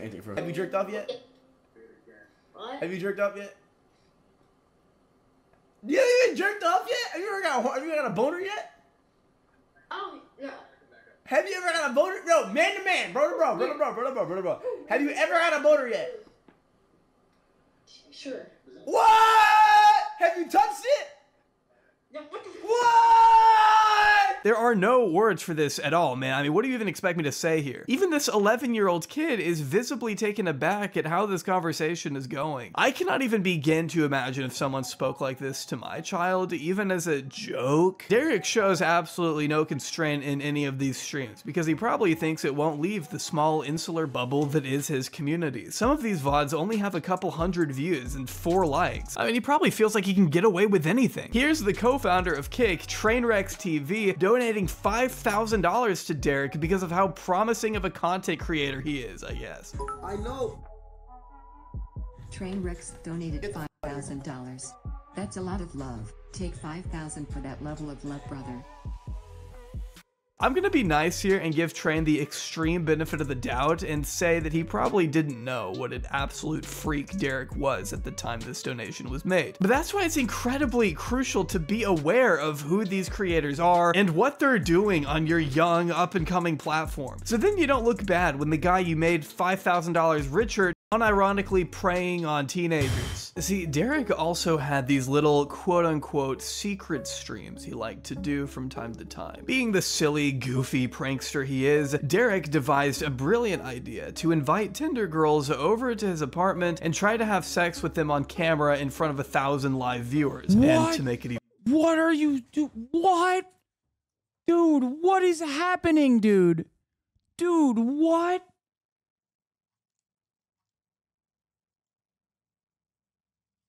Bro, that is so illegal. What the fuck? Dude, what? That's just illegal. That is, you are creating revenge porn. Like, it's, I feel like it's worse than revenge porn somehow, because it's like also live streamed. Like simply filming someone without their consent, like fucking them without their consent, is already super illegal. It's like you're making revenge porn. This is also live streaming, so like, how, bro, the next guy is so much worse. How is that possible? I don't know if I want to understand how that's possible. Even worse, these girls had no idea they were being filmed. On the 2 occasions he did this, neither one of the girls were told that they were effectively creating porn for a live audience on Kick. These girls traveled all the way out to spend time alone with a person they thought was genuinely into them, only to have their intimacy exploited for views without their knowledge or consent. Which is why I will not be showing you a lot of the footage from these streams, as to keep this all extremely private as possible. I can't even fathom the trauma that would come from finding out your body had been so grossly used in this way, but I will show you the beginning of the stream so you can get a sense of— I don't get it. How is this not illegal? Like, I just don't understand. Like, how is he streaming this shit? You know what I mean? How is that even possible? How is he literally fucking streaming this shit? This is definitely illegal. Texas? Nah, dude. No way. No way. There's no world. There is not a single state. No, if it's in Florida, it's a 2-party consent state. If it's in Texas, it doesn't matter. Like, the 2-party consent is for like recording certain things, okay? You cannot record fucking someone without their explicit written consent. You're mistaking like a phone call or some shit for nah what this Derek is had in mind here. This girl's coming over. One of my friends was on my account, on my Tinder account, maybe a Tinder account, and so he basically matched with this girl. I literally have no clue what she looks like. I have no clue she looks like. She didn't come over. This is my first time meeting her too. Watching Derek frantically move around the room in search of the best possible angle for his chat to see him with the victim is so truly grotesque. He even says out loud that he's going to hell. All right, so we'll be like, should we be like chilling like on the couch or like the couch? All right, let me think. She'll notice, but I feel like girls are stupid. I'm going to hell. I'm going to hell internally, bro. I'm up. Wait a second, bro. Oh, this is so bro. Going straight to hell. I don't care, honestly, at this point. It's fine. straight to hell. You're going straight to jail, bro. What the fuck? How is this legal? Is that good enough? Okay, is that good enough? No, so pity. This? Wait. I'm going straight to hell, bro. I ain't going. If you have to say over and over to yourself that you're going to hell as your chat, I fucking know. I know. You don't have to literally be a bunch of fucking narc-ass hall monitors, bro. I know. I understand. Shut the fuck up. Jesus Christ. Preparing to do the thing that will get you in hell, then maybe just fucking dumbasses in Hoscourt immediately have to be like, shut the fuck up, okay? Shut the fuck up. I know. Jesus Christ, dude. Now you got fucking, now you're giving like literal clout and also additional live reviewers to a fucking freak. just don't do the thing. You don't have to do it. You know that, right? That little voice in your head telling you you're going to hell is called a conscience, and it's okay to listen to it sometimes. But of course, he doesn't do that, and would instead prefer to listen to his chat send TTS messages instructing him what to do with the victim. Set up the camera like a what's it called? Like a hidden camera. I'm gonna have my hoodie up. Like this, and I'm gonna have the headphones, bro.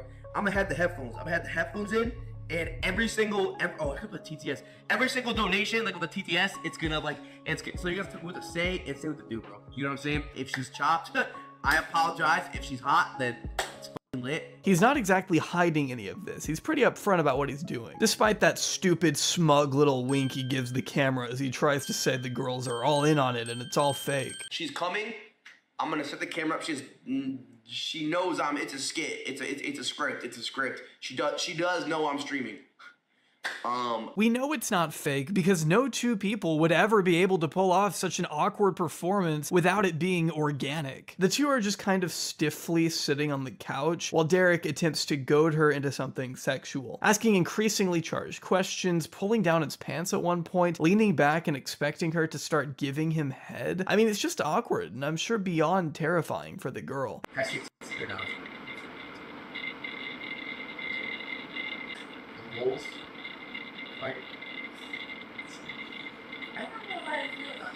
After he asks her to undress for the millionth time, she finally calls an Uber. This sets Derek over the edge as he instantly becomes more aggressive. His voice becomes louder and the questions get more inappropriate. Uber? Yes. Why? Because. All right. He eventually points the camera away as things become more sexual, but he does make sure to ask her to be louder. Can you make more voice up over there? Like the voice. Little does she know, he's asking this so his chat can hear better. Then by the time she's gone, he wanders back into frame and pretends to be all shocked that he left his stream running while he was with a girl. Oh my god, I'm still live? No way, I just had a girl. Oh my god. No way, I just fucking was live the whole entire thing. This bit sucks, man. You deserve jail time. Ha, I got y'all, bro. That was scripted. It was fake. Kick, we're good, bro. Don't worry, not happening.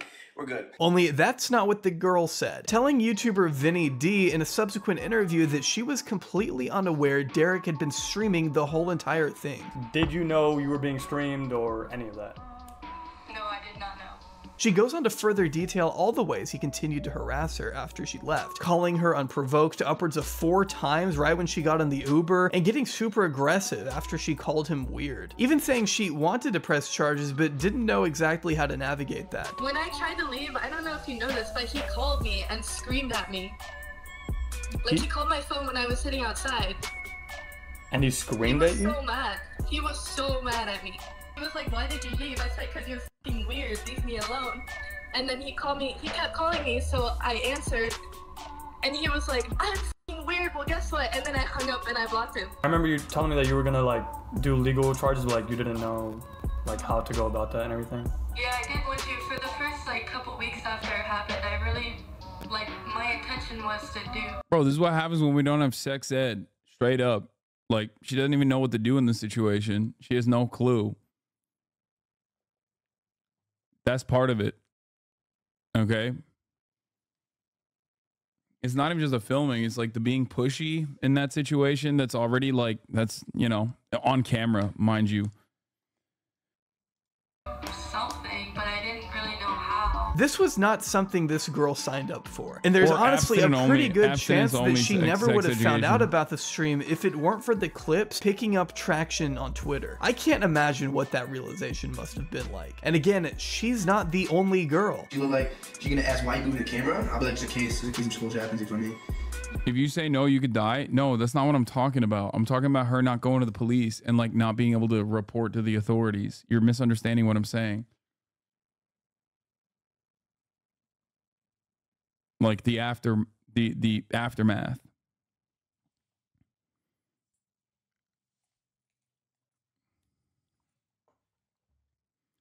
Or her not coming to terms with what just happened and not understanding what just happened to her in general. Oh my god, chat. Oh, this is so dumb. This I do for the LOLs are crazy. Because Derek saw no repercussions from Kick over this first secret stream, he figured there was nothing stopping him from going forward with the second one. After all, the chat was really loving the first one. Gotta keep those interactions flowing, right? This time, he straight up lies to the girl's face after she asks if the camera in his room is on. She's already worried that he might be filming her, but the idea that he's already streaming their interaction to countless people is something that probably didn't even cross her mind. It's so sinister. I feel like that's recording or something.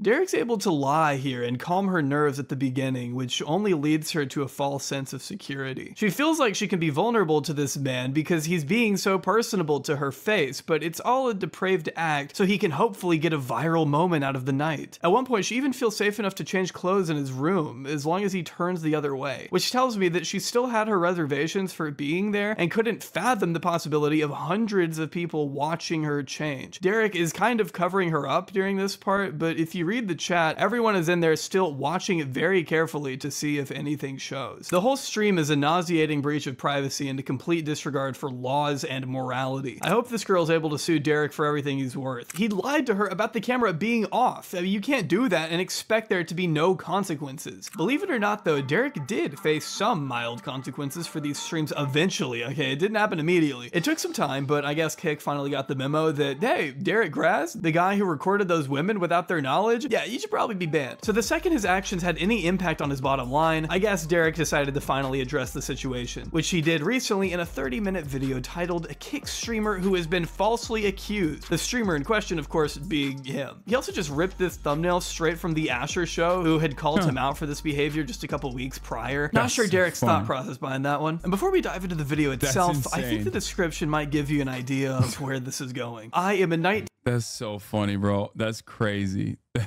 He just ripped a thumbnail off of like a call out video. That's crazy. 18-year-old streamer who has been streaming since I was 16. I am not a terrible person. I am young and most importantly, human. All humans make mistakes, like when you misspell the word all in your shitty YouTube description. On other words, I was painted as an awful human being, which is not the case. There were things in Tanat's video that were not true. He's referring to Asher's video here. The entire video, even starting from the start, paint me as someone I am not. A lot of this was taken. Okay, I feel like these guys are just also very stupid. Like, I feel like there's a unrestricted amount of evil on this goddamn platform, but also there's just like a lot of unrestrained stupidity. Like, they are dumb maxing for sure. I think like a lot of their behavior after the fact, after they're like, hey, you shouldn't do this. This is like really fucked up. Like the fact that nobody told him like, don't do this. This is illegal and like really gross. Why the fuck would you do this? And he's like, nah, fuck that, dog. And then they do it. And then people catch wind of it. And then they turn around and react to people yelling at them for these like very obviously fucked up things that they're doing. It feels to me like they're not very smart, you know? Completely out of content, which has resulted in a kick ban. Hashtag free Derek, hashtag kick streaming, hashtag kick streamer. So to use Derek's own words, starting from the start here, we're already in excuses territory. Derek is young and he's new to streaming, while simultaneously being a veteran to it. He goes out of his way to explain that he's taking accountability for being a bad person, while also begging for his kick ban to be lifted because after all, he was, quote, falsely accused. Derek is all over the place here. I only wonder if this video is just as messy and convoluted as its description. Spoiler alert, it is. My name is Derek Ross. I'm a streamer and I've been streaming for 3 to 4 years now. I started streaming on Twitch when I was around 15 to 16, playing Fortnite and just playing video games. And then I slowly got into like IRL and just chatting content. And basically, so right now my content consists of, just Discord calls, playing video games here and there, doing like just challenges, I shit you not, Derek spends the entire first half of his response just going over his background as a streamer. Like this is some icebreaker activity you're doing at school or something. Man, no one cares what you do for a living. You're being accused of sex crimes. These are not exactly light claims being made against you, Derek. Yeah, it's like you're not being canceled, bro. You're being canceled by the government in a normal situation. If the government was operating in the way that it's supposed to, like if there was like a process, like a criminal justice system that actually fucking worked, you would be seeing like genuine, serious criminal repercussions. You'd have your freedom canceled, not just like regular cancellation. I need you to lock in for me and just get to the fucking point. How are you going to defend yourself here? I hid the camera and I wore like 2 earpieces in my ears and I would have, TTS on and my chat would donate and basically tell me what to do and tell me how to act. Now this is not okay in a million years. I was young, I was stupid, I let the views and just my chat kind of get into my head and tell me what to do, and I try to be the good person by listening to them, but after reflection, I realized that was terrible. Oh, okay. Oh, it was his chat that was guiding him to fucking film himself having sex with a girl that he lied to about filming her. That's what it was. Shit, bro. I'm a good person is my chat. Well, that was pretty easy, actually. I guess Derek decided in this moment to change his life from, oh, it was all staged, to just admitting to it, which he has to explain is not illegal in a one-party consent state like Texas. Legal? Not illegal. It's not. It's a one state film consent in Texas, but that doesn't matter. But what this actually tells me is that Derek doesn't know the law, because when we look at Texas Penal Code 21.15, we see that unauthorized recording, photographing, or transmitting visual images of another person without their consent is prohibited when they have a reasonable expectation of privacy. As we witnessed earlier, Derek straight up told one of the girls that the camera was off, leading me to believe that she had a reasonable expectation of privacy when she made out with him, changed clothes in his room, etc. Both of these girls were fully unaware that their privacy was being breached. I'm not sure if Derek understands the potential legal consequences of what he did, but he is admitted. Here, what is this? Ned Barnett. Improper photography in Texas.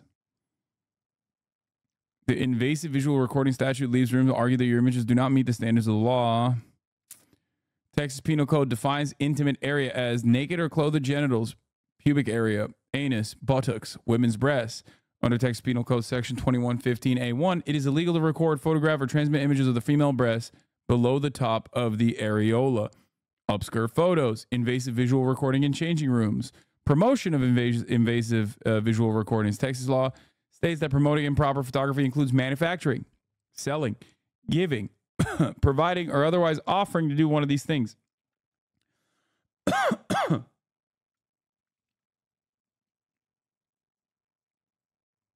You can go to 2 years, up to 2 years in state jail. That would be separate counts, by the way. Procuring, promoting, manufacturing, selling. So I suspect that that's like not just 2 years. Those charges will add up.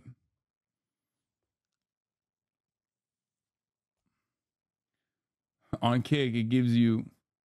Nah, this is SJW shit. Yeah. Nah, dog, this is SJW shit, bro. Telling me I can't fucking procure revenge porn? Nah. Admitting here that it was morally wrong for him to do it. It was truly, it was morally wrong. It was morally wrong and messed up, and I deeply regret doing that.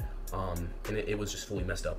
So again, I'd like to apologize to Kick for bringing that. I'd like to apologize to these girls, which I have reached out and talking about it, and I'd like to apologize to you guys for even condoning that stuff. And I'd like to apologize to myself because this action genuinely messed up and ruined. He wants to apologize to himself.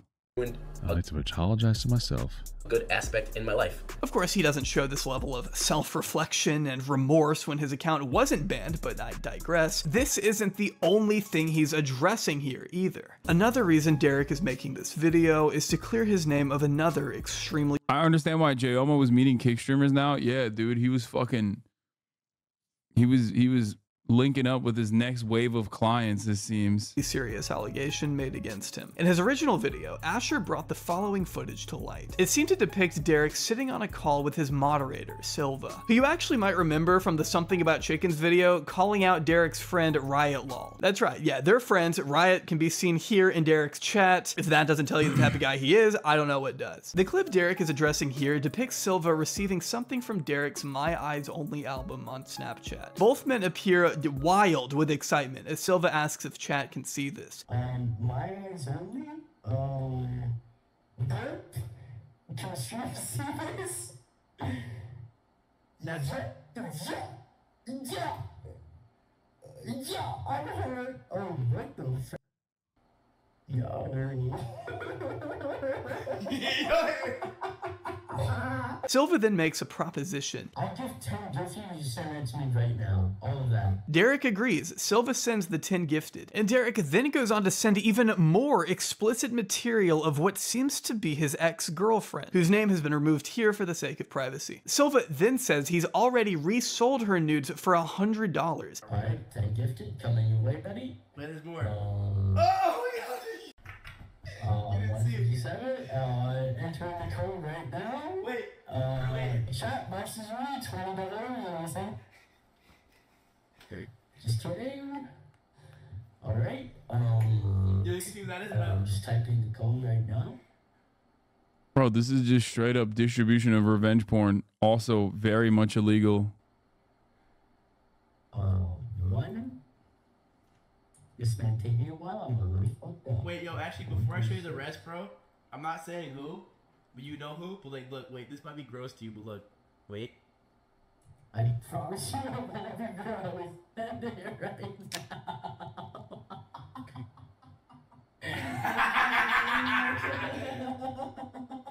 Yeah, I just flipped all those news for like $100, so. That's true. No, dude, I don't give a fuck. Yo, I'll send you all. Oh, why am I doing? Derek repeatedly says things like, I don't give a fuck, this is gross, but check this out, laughing hysterically as they take turns commenting on the illicit material. Derek says he wants to send him even more after he leaves, before showing the chat that he does in fact have the My Eyes Only tab open, then playing audio from another one of the videos Derek and Silva were looking at. Concerningly, at one point, Silva asks Derek, is that a 12-year-old? And remarks Derek's a sicko, as the two continue to laugh and laugh. See my screen?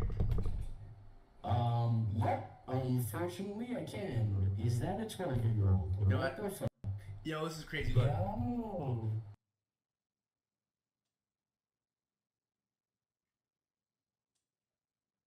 Yeah. But Silva may not be the only person involved in this, as YouTuber Vinny D discovered these screenshots from Derek's Twitter group chat and Discord of people discussing the nudes and how they can get a hold of them. Vinny also managed to provide this audio depicting a guy by the name of Jonathan distributing the material to others, commenting on the girl's appearance the whole way through. One is 30 seconds. 30? Damn. You really only need 30 seconds, huh? One's a minute. The other one is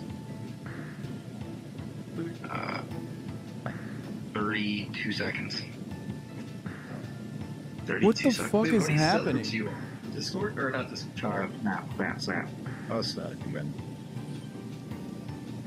I've always thought it's flat as shit, and these videos proved it right here. Like, it's bad how flat she is. She's actually flat. Oh, fuck yeah, she's literally a pancake. Derek's actually delusional as fuck. Like, it's actually bad. Or he kept saying, he was like, yo, hold up. He was always like, it's definitely got the yachts. So I was like, she just not rich. Bro, he sent me a video of her twerking. It's literally skin bone that she's twerking. Yeah. You know the Minecraft skeleton voice? Yeah, really not. Wait, so Max, what would you do for it? What's that? Hey Max, what would you do for it? I guess nothing. Guess he doesn't want it. Yeah, I guess he doesn't want it, buddy. Yeah, so like I said, Jonathan, my DMs are wide open. If this wasn't bad and illegal enough, there is also reason to believe that the ex-girlfriend was underage in the clips being circulated, meaning Derek, Silva, and anyone else with possession of this material could be in serious legal trouble if it ever went all the way to court. Again, I won't be publishing her name, but as the YouTuber Streaming Spotlight reports in his video, she does have a birthday listed online as 2005. She's 18 now and supposedly hasn't had any interaction with Derek since she was at least 16. Still, that hasn't stopped him from trying to sell her possessions over Discord. You can see here he's listed her underwear, necklace, bra, hair, notes, necklace, chains, and bracelets, all for his community to purchase. So that's the second thing Derek is responding. Yeah, that's all of a sudden the procurement, distribution, and even having this material, even seeking it out, is a lengthy prison sentence, like way more than fucking what we were talking about, like the improper photography charges in the state of Texas. That is, you know, that's just revenge porn and also child pornography. That is incredibly illegal. Holy fuck. To in this video. But unlike the first claim, Derek is going to be denying this one. Let's find out what he has to say. So basically, about a month ago, I was in Florida and I had my How are these dudes still streaming? Like, they should be fucking gearing up for a serious lawsuit. Like, I genuinely don't get it. Like, they just think that, like, nothing, no legal repercussions will come out of this. Like, I actually don't understand it. Like, editor, my filmer, and my friend. And he basically was filming for me, editing my videos, and I took him to Jack Doherty's house, right? And me and Jack Doherty got into a altercation. I was kicked out of Jack Doherty's house, and Jack, you know, told my friend, my cameraman, my editor, that he would give him a job to not leave the house and leave me alone, whatever. So I was left outside. I was just I was like 45 minutes away from home. My phone was at 1%. I was fully embarrassed because this kid just took my friend and my filmer on stream. So Jack never hired him for the same exact reason that I'm about to tell you. So this filmer and editor was extremely mad at me. He has been constantly harassing me on Twitter, on Discord, on YouTube, on Reddit, trying to frame me for this exact claim. Another account was made, another account was made, another account was made. So this claim has been coming from someone who's been harassing me and trying to take me down. He's out for blood for me for no exact reason. Okay, so to summarize everything he's saying here, he argues this claim is illegitimate because it came from a former disgruntled editor and ex-friend of his who now works for Jack Doherty, I think, or used to, I don't know. The only thing I care about is whether or not Derek was actually selling nudes of his underage ex. But Derek does eventually explain that the girl in the videos he sent to Silva was actually not his ex-girlfriend at all. He was actually sending an OnlyFans sex tape he made with a different girl by the name of Bella. I had sent my friend in this very misleading clip was a OnlyFans tape that was supposed to be posted on OnlyFans, right? So if we go back to about right here and this clip right here, I had sub goals, right? So basically sub goals is when someone subs, it gets like the mark or whatever, and like do the challenge. So basically at 500 subs, we would release our OnlyFans tape, right? And keep in mind, this girl that was in the tape, she is overage, she is fully consensual of it, and she's fully aware of it. So I don't know why and where this guy even tried to pin me selling my underaged ex-girlfriend's explicit photos on something that is just not the case at all. And it was I do love the Trainwrecks TV donated 5,000 peppered right over him just talking about these things. Just real funny addition. Fans tape that was fully sensual, fully aware, and fully above age. Taking those two misleading things. My man thought he was saying consensual, but he said fully sensual. Putting him into a clip is just genuinely something that's very wrong. This is why I feel like Derek just hasn't looked at the claims made against him, because in these leaked Discord messages, you can clearly see the name of his ex-girlfriend being talked about in relation to the explicit material he sold. The girl's first initial starts with an E, not a B. Nobody in these leaked messages is even saying the name Bella. They're saying the name of his ex-girlfriend. Not to mention he doesn't show any proof of what he's saying whatsoever. His defense here entirely boils down to just trust me, bro. He hasn't exonerated himself for anything, especially when he's right here in this screenshot selling his ex-girlfriend's underwear. I mean, like, you're a little stupid to pull off these kinds of lies, Derek. I'm sorry. You haven't convinced me, and I don't think you've convinced anyone else. I guess we'll see how stupid your audience is, though, when you make your grand return to content creation pretty soon. Hell, maybe he'll even be back by the time this video is up. In the weeks he's spent away from streaming, he's made sure to give us constant updates on Twitter, reassuring fans that he's got some crazy shit planned whenever that ban lifts. If I were to guess, I'm sure he'll be just fine. After all, he's got the biggest account on Kick looking out for him. Derek, who should be unbanned. Genuinely, bro. You guys gotta understand, bro. I'll never understand why the big wigs at Kick waste their time running defense for some of the worst people the platform has to offer. But they sure love doing it. Here's Eddie Boy himself, again, the founder of Kick and Steak, expressing a glowing admiration for our final subject of the night. Join me in discussing one of the absolute worst streamers I have ever had the displeasure of encountering. This last segment is about... Bro, judging by what the fuck we've seen thus far, I don't even know if I want to know what the fuck this dude did. I suspect he's a war criminal that is not allowed to, like, that is not allowed in any of the Commonwealth territory. I'm assuming he did war crimes in relation to trafficking minors. Like there's not really, there's like, what the fuck happened? I mean, the previous one was pretty fucking bad. Like, what did he do? What did this guy do? Suspended is not what he did. Let me tell you. Like, he did 9/11, but like with children. You know what I mean? He's like, he did a unique type of 9/11 that only impacted children, and he filmed it while, you know, flying into the towers full of children. Like, what the fuck is that? He's Joseph Kony. Oh my God. Okay, let's continue. Again, Suspendus is someone I don't expect you to know, but by the end of this video, I promise you'll wish you... Okay, first of all, this bro is like 45. I mean, what the fuck? The other ones are like dumbasses, and obviously that doesn't absolve them, but like, this is crazy. Right off the jump, and he's in Japan, all the red flags. That's crazy. You'd stayed ignorant. I can't describe the feeling I get from watching Suspendus other than just pure nausea, which I've kind of felt while researching this entire access of evil, but Suspendus especially. There's not much this guy hasn't done. Let's just put it that way. As a brief introduction, why don't we check out— Oh, it's this guy. I remember this fucking video. The highlight reel. Yo, don't touch my shit. Don't touch me. Fuck you, pussy. You want me to turn down my volume? Yeah. That's all you pick in the train. That's all you have to say. Speak English to me. Don't fucking Japanese to us, man. Okay, bro. I mean, I'd smash a 6-year-old, bro. Why not? Some of them are hot. Like Japanese ladies, they keep themselves nice and shit. By the way, when I was an English teacher, I used to have to do Santa. You know Santa?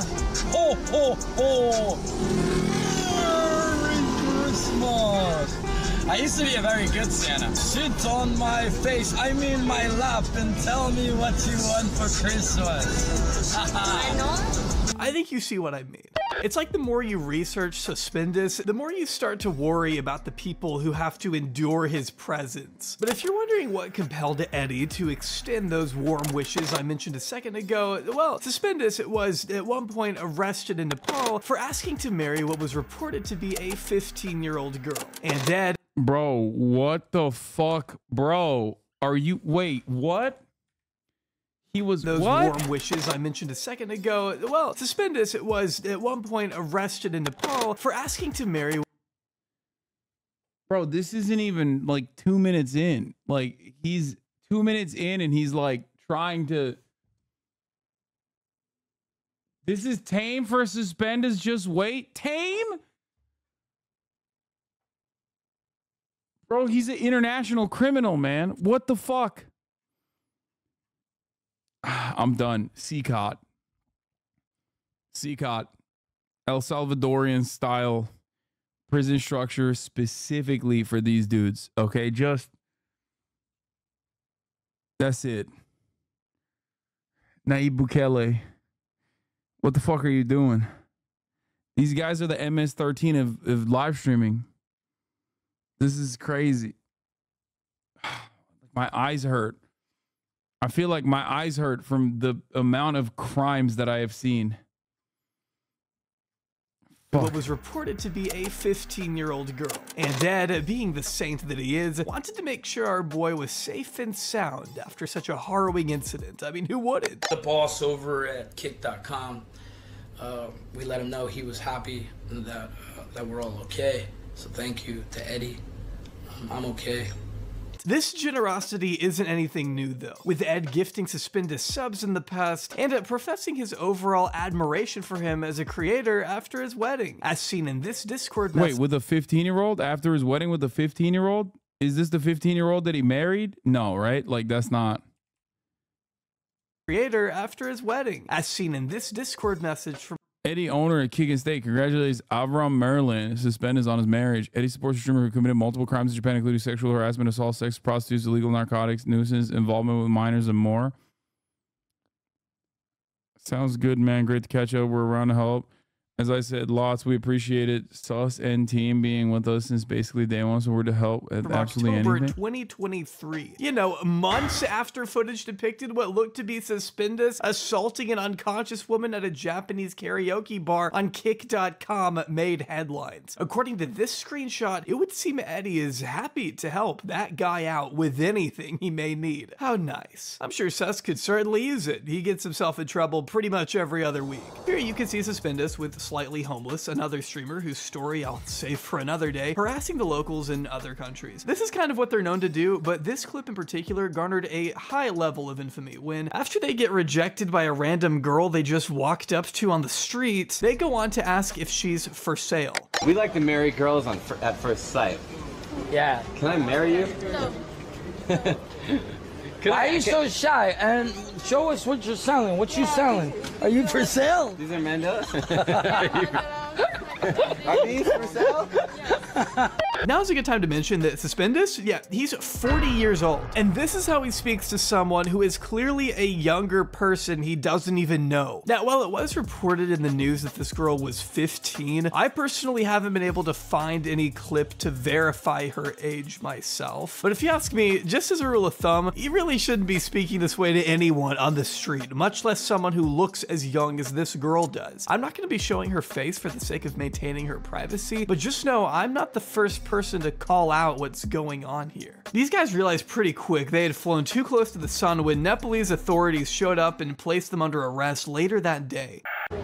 Dude, what are all these police doing right now? My problem? Hello? Sir, please close that. Close it? Please, just a minute. Okay. Please close. It's closed.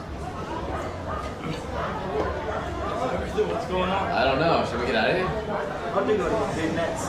We're okay? Not to worry. We are here for it. Helping us out?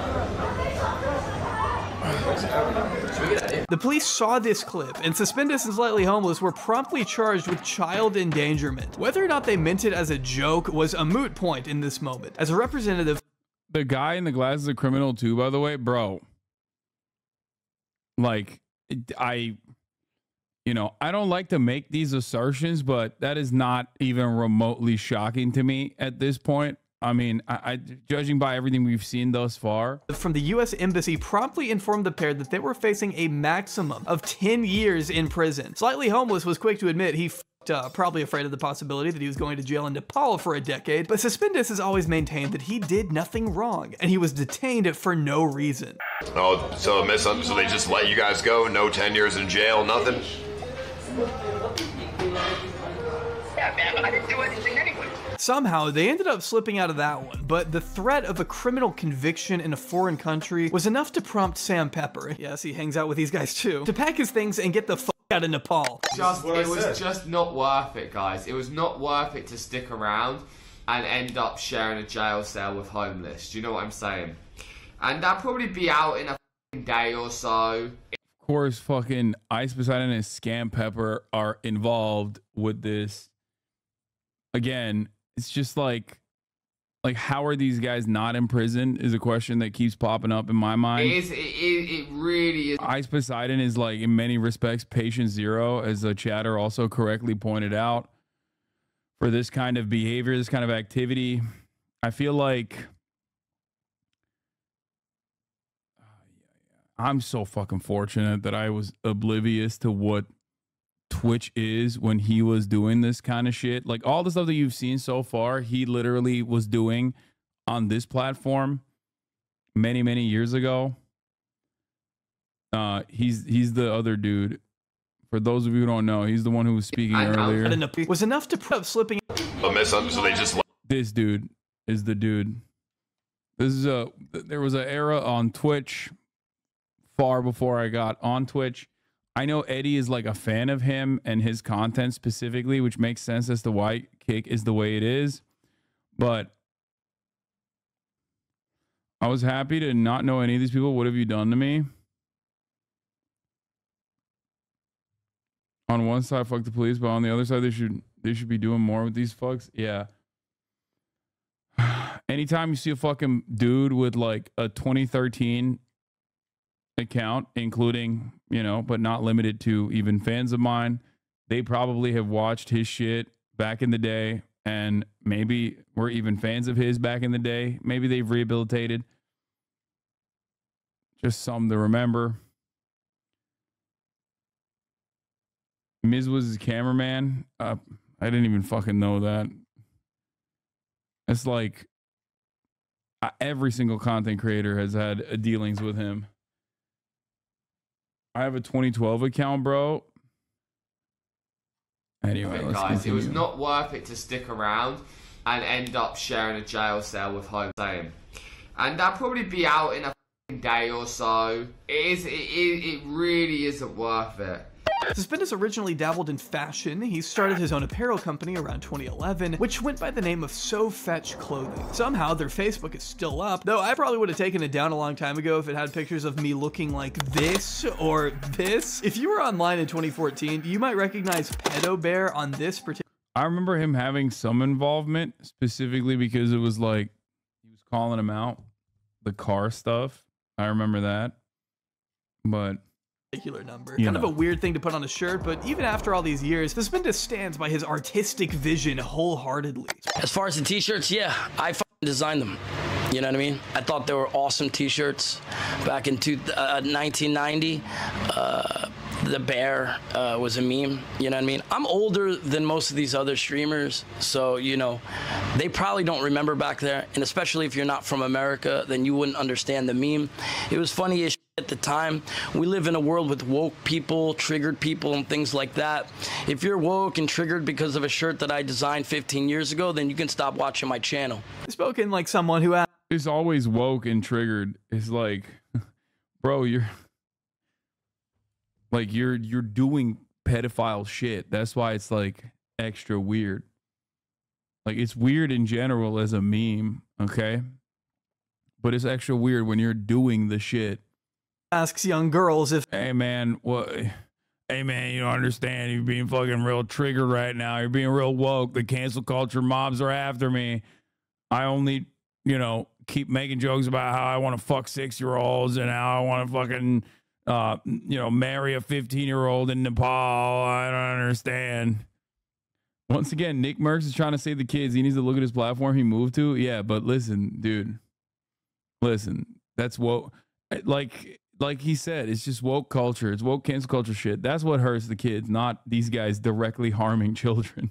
If they're for sale. You may have noticed a second ago that So Fetch Clothing was originally established in Philadelphia, which begs the question, how did a fashion designer from Pennsylvania end up making content all the way in Asia? But as the lore goes, Suspendus fled the United States after being hit with a lawsuit from Paramount Pictures. Turns out you can't trademark a phrase that originated in one of their most iconic films to date. Yeah, Suspendus apparently tried to copyright the phrase So Fetch, which is so fucking stupid. He also has several outstanding warrants spanning from multiple tickets he's refused to pay, as the YouTuber Spree included in his documentary. If you want a more detailed and thorough exploration of Suspendus's entire story, I'd recommend giving it a watch. There aren't a whole lot of people out there chronicling the sad, embarrassing life of Suspendus, so his story can be a little difficult to track, honestly. All I know is there are people who have said he lives in a former crematorium outside of a Japanese cemetery, which, if that's true, he's living like a Tim Burton villa. I mean, crematorium. Now is also a good time to take a little detour and introduce a forum by the name of Alex Addicted, which honestly could be its own video with the amount of weird allegations out there surrounding this thing, but for the sake of time, I'm going to be keeping this segment fairly brief. There's actually already a great video on its history by the YouTuber Marcy that I would recommend you check out if you want all the disturbing details. But what you need to know for now is that according to its own website, Alex Addicted was once the premier online site for alternative modeling, created all the way back in 2005. During the early 2010s especially, Alex Addicted provided a space for scene kids to post pictures of themselves and engage with one another. You can still find remnants of Alex Addicted strewn across YouTube and Facebook, where members would proclaim their commitment to the site and deny any allegations of wrongdoing by the agency's founder, an anonymous user by the name of Alexa, who claimed to be a teenage girl herself, though her true identity remains heavily debated to this day. Is it him? Is it Suspenders? Was he doing this too? Was he also responsible for this too? Please, I don't even know. More on that in a second. For about the past decade now, there have been allegations floating around that this Alexa person would ask underage users to post explicit images of themselves to the site. One girl by the name of Chrissy Lynn uploaded a video back in 2013 detailing her experience with Alex Addicted, describing what all she witnessed as a young 14-year-old user of the site. She described Alexa as a domineering force, someone who would abuse and berate the underage girls who made up the website. I was in this site when I was 14. I'm 17 now. I was 14 and I was just starting out site modeling. I thought it was the coolest thing ever, and Alex Addicted was like the shit, right? Like everyone was always talking about it, and so I thought I'd join, you know? And I saw Alexa asking her models for nude photos. And I mean, of course, this threw me, like, I had obviously never had anything to do with the site modeling world. I didn't know if this was normal or not, and it kind of threw me. I was like, oh god, is she gonna ask me for some? And I saw a bunch of the girls in there, I'm not going to name names, I saw a bunch of the girls in there posting nude photos. When I left, she immediately started freaking out on me, calling me names, telling me I was fat and ugly, I needed more makeup, and that I needed to lose weight, and that I would never be good enough for Alex Addicted anyways, even though I was in her site before I left. And she was just... This has been 2 hours of straight pedophilia. Shit is so wild. I'm sorry. That's so correct, dude. What the fuck? We just sat here for 2 hours of just straight up everyone being like pedophile, pedophile, pedophile, groomer, groomer, pedophile. What the fuck is going on, man? The way that we have just like we navigated through 5 kick streamers. And like pretty much, I guess Neon is the only one who didn't Neon is the only one who didn't engage in pedophilia because he only told a 14-year-old that he is going to dox him and rape his mother. Like that, like he still did shit to minors. It's just that he didn't like specifically assault. I guess he verbally assaulted them. I mean, he didn't do like pedophilia stuff, I think. Which is crazy. Oh no, he threatened. Oh no, not the mother. He said he would rape the child. Sorry. Okay. He did. He threatened to rape the 14-year-old kid that he was on stream with. That's true. Which feels, that was 2 hours ago, and it feels tame in comparison to what we have seen thus far. That's crazy. Horrible to me. If you were to read the comments on this video, you would find Suspendus's name being brought up dozens of times over the past year. Why is that? Well, Suspendus was in fact a model on Alex Addicted. This is indisputable. We know this thanks to a video uploaded in 2012 depicting old modeling pictures of Suspendus, whose real name is Avram Merlin, along with this description that reads, Avram is a new model with AASM. He is also owner and CEO of SoFetch Clothing. I love his style, love his ambition. I will be promoting SoFetch on all of my channels. Suspendus himself has also discussed his time with Alex Addicted openly on Kick, albeit it's still a bit confusing. He remains pretty vague with what he was actually doing on the site, other than saying he's proud of the pictures he took on there and doesn't care much about it now since it was at quote 15 years ago and there's a statute of limitations on all of that. Okay, not sure why there would need to be a statute of limitations on something if you weren't doing anything wrong. What does that mean? That was always the most annoying to me. People talking about shit that happened like 15 years ago. I don't give a fuck anymore, man. There's a statute of limitations on private life shit, bro. He also writes off any questions regarding his time on Alex Addicted as a psyop by the government, whatever that means. It was woke culture, bro. It's woke culture. It's a woke culture psyop. Crimes are basically a psyop. At Celtics fans, the Celtics have 4 All-Stars and we're a 64-win team. I'll root for the underdog. Hashtag we believe. Prove the doubters wrong. Hashtag Celtics versus the... Racism won today. Racism is winning. Racism won. It's over. We already knew. We already knew America was a white supremacist nation, okay? But this is just another somber reminder. Just like the top of the hour ad break is a somber reminder for those who have not subscribed that they are going to see a 3-minute ad break. Here's the 3-minute ad break now. The issue is Lucas shit the fucking bed. It's the white supremacy. It canceled them out. Bro, come on. They almost got swept. Think about that. In order to be a Celtics fan, you have to commit a hate crime. Being a Celtics fan is a hate crime in and of itself. Oh my God. Let's finish this video. PsyOps operation by the government, bro. Are you crazy? The only thing that you have to, the only word that really will get you anywhere is psyops. If you don't know what psyops is, then I really can't help you. You know what I mean? But basically, it's all just a fucking illusion anyway.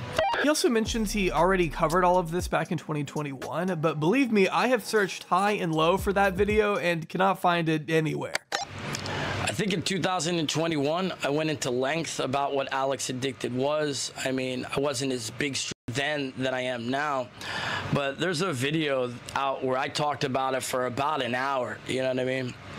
So I'm not gonna go into it again. I've already talked about it. You know, hundreds or thousands of online people wanted to be models, including myself. I don't regret anything. I thought those days I fucking shot wonderful pictures of myself, very, very happy. So for anybody trying to correlate anything like that, you know, go and do your research for yourself. I'm trying to, and I just end up with more questions. Ultimately, with such limited information to go off right now, it's impossible for me to repeat the claim that others have made that Suspendus himself is Alexa. That seems to be the narrative a lot of people have ran with, but I can't sit here in good conscience and say for certain that that is the case. Now, that absolutely doesn't mean he's chill and normal around minors. Trust me, he isn't. They're so hot. They look... Oh, dude. No, I told her to hit me up when she's 18. Bro, oh my God, don't, nah. The f***. Nah, never say that to a girl. You know you've crossed a line when even Ice Poseidon is telling you to knock it off. It's hard to talk about Suspendus, though, without at least briefly touching on his murky connection to Alex Addicted. But with such minimal information regarding that era, I think it's also productive we focus more on what we can very visibly see him doing today on Kick. The things that we know to be true, like how he was the very first Kick streamer to be verified, or the handsome salary he once pulled in on a monthly basis due to his contract, or how he was the one to originally inspire Johnny Somali to start IRL streaming. You know Johnny Somali, the dude who makes a living traveling the world and seeing which locals he can piss off the most. Do I look like someone who's a sexual harass anybody? Okay, don't touch me, bitch. Don't touch me, bitch. Don't touch me, bitch. I'm from America, bitch. Don't touch me. I'm from America, bitch. Don't touch me. I'll slap that ass. I'll grab it too. Donald Trump told me grab it by the pussy. I'll grab that too. Stop playing with me, bitch. I'll grab you. I'll grab it by the pussy right here, nigga. I don't give a fuck. I'm a different type of journalist. I'm a different type of journalist. Here's a look at one of his more avant-garde works called Being Racist on a Train. You know Hiroshima? You know Hiroshima? Nagasaki? You know. Why you do this? Pearl Harbor? Hiroshima, Nagasaki. Yeah, old Johnny Boy is in jail right now for pulling some stunts in Israel, so at least we won't have to worry about him false claiming this video as he likes to do. Editor's note here, he was apparently released immediately after being detained, which I hadn't seen when I originally wrote this, so if this video goes down, that might be why. But knowing what all Johnny Somali has gotten up to, it's not much of a surprise seeing his mentor Suspendus doing almost the exact same stuff, making locals uncomfortable by, let's go down the list, groping women at the club,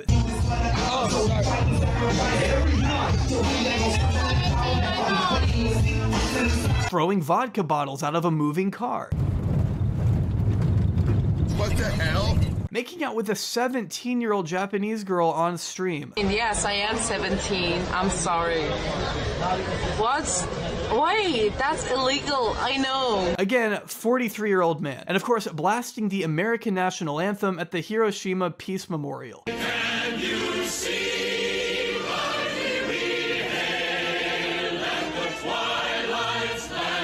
I swear to God, man, all kick streamers need to be kept 100 yards away from any World War II memorial site, just to be safe. I'm can't wait to go to Germany. And then I think me and Tal are gonna take one day and go to Auschwitz on stream and like do a tour. Yo! We might not be able to stream it though because no. No,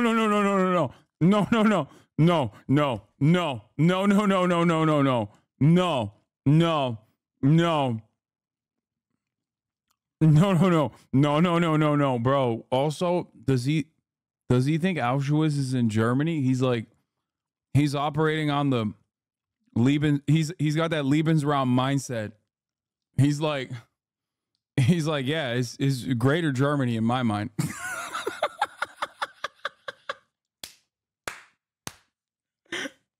It's all Germany. All east from here, it's all Germany. More Germany, you know? Oh my God, bro. What the fuck? What is happening? What is no. This is not good. Don't do that. I can't even imagine. Insane. Wish you didn't hate the British. I mean, there are certain British people that I love, like Jezza. Went away for a bit. How do we go from pedophilia to the Holocaust? Bro, it's just... Well, we're gonna do a video. And to think with all of this horrendous shit under his belt, Suspendus still has the nerve to call Sam Pepper a liability. Sam, you're a liability, bruh. Oh, I'll be the first to say Sam Pepper is a repulsive little cockroach of a person, but he's entirely right when he calls out Suspendus here. What the fuck are you saying? I'm a liability. Do you know your track record? Do you know the things that you have done on stream? Yes, I've So how are you saying that I'm a liability, bro?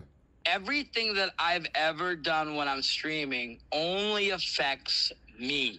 That's not true. Like the Japan train incident. You were affecting other people's lives on the train.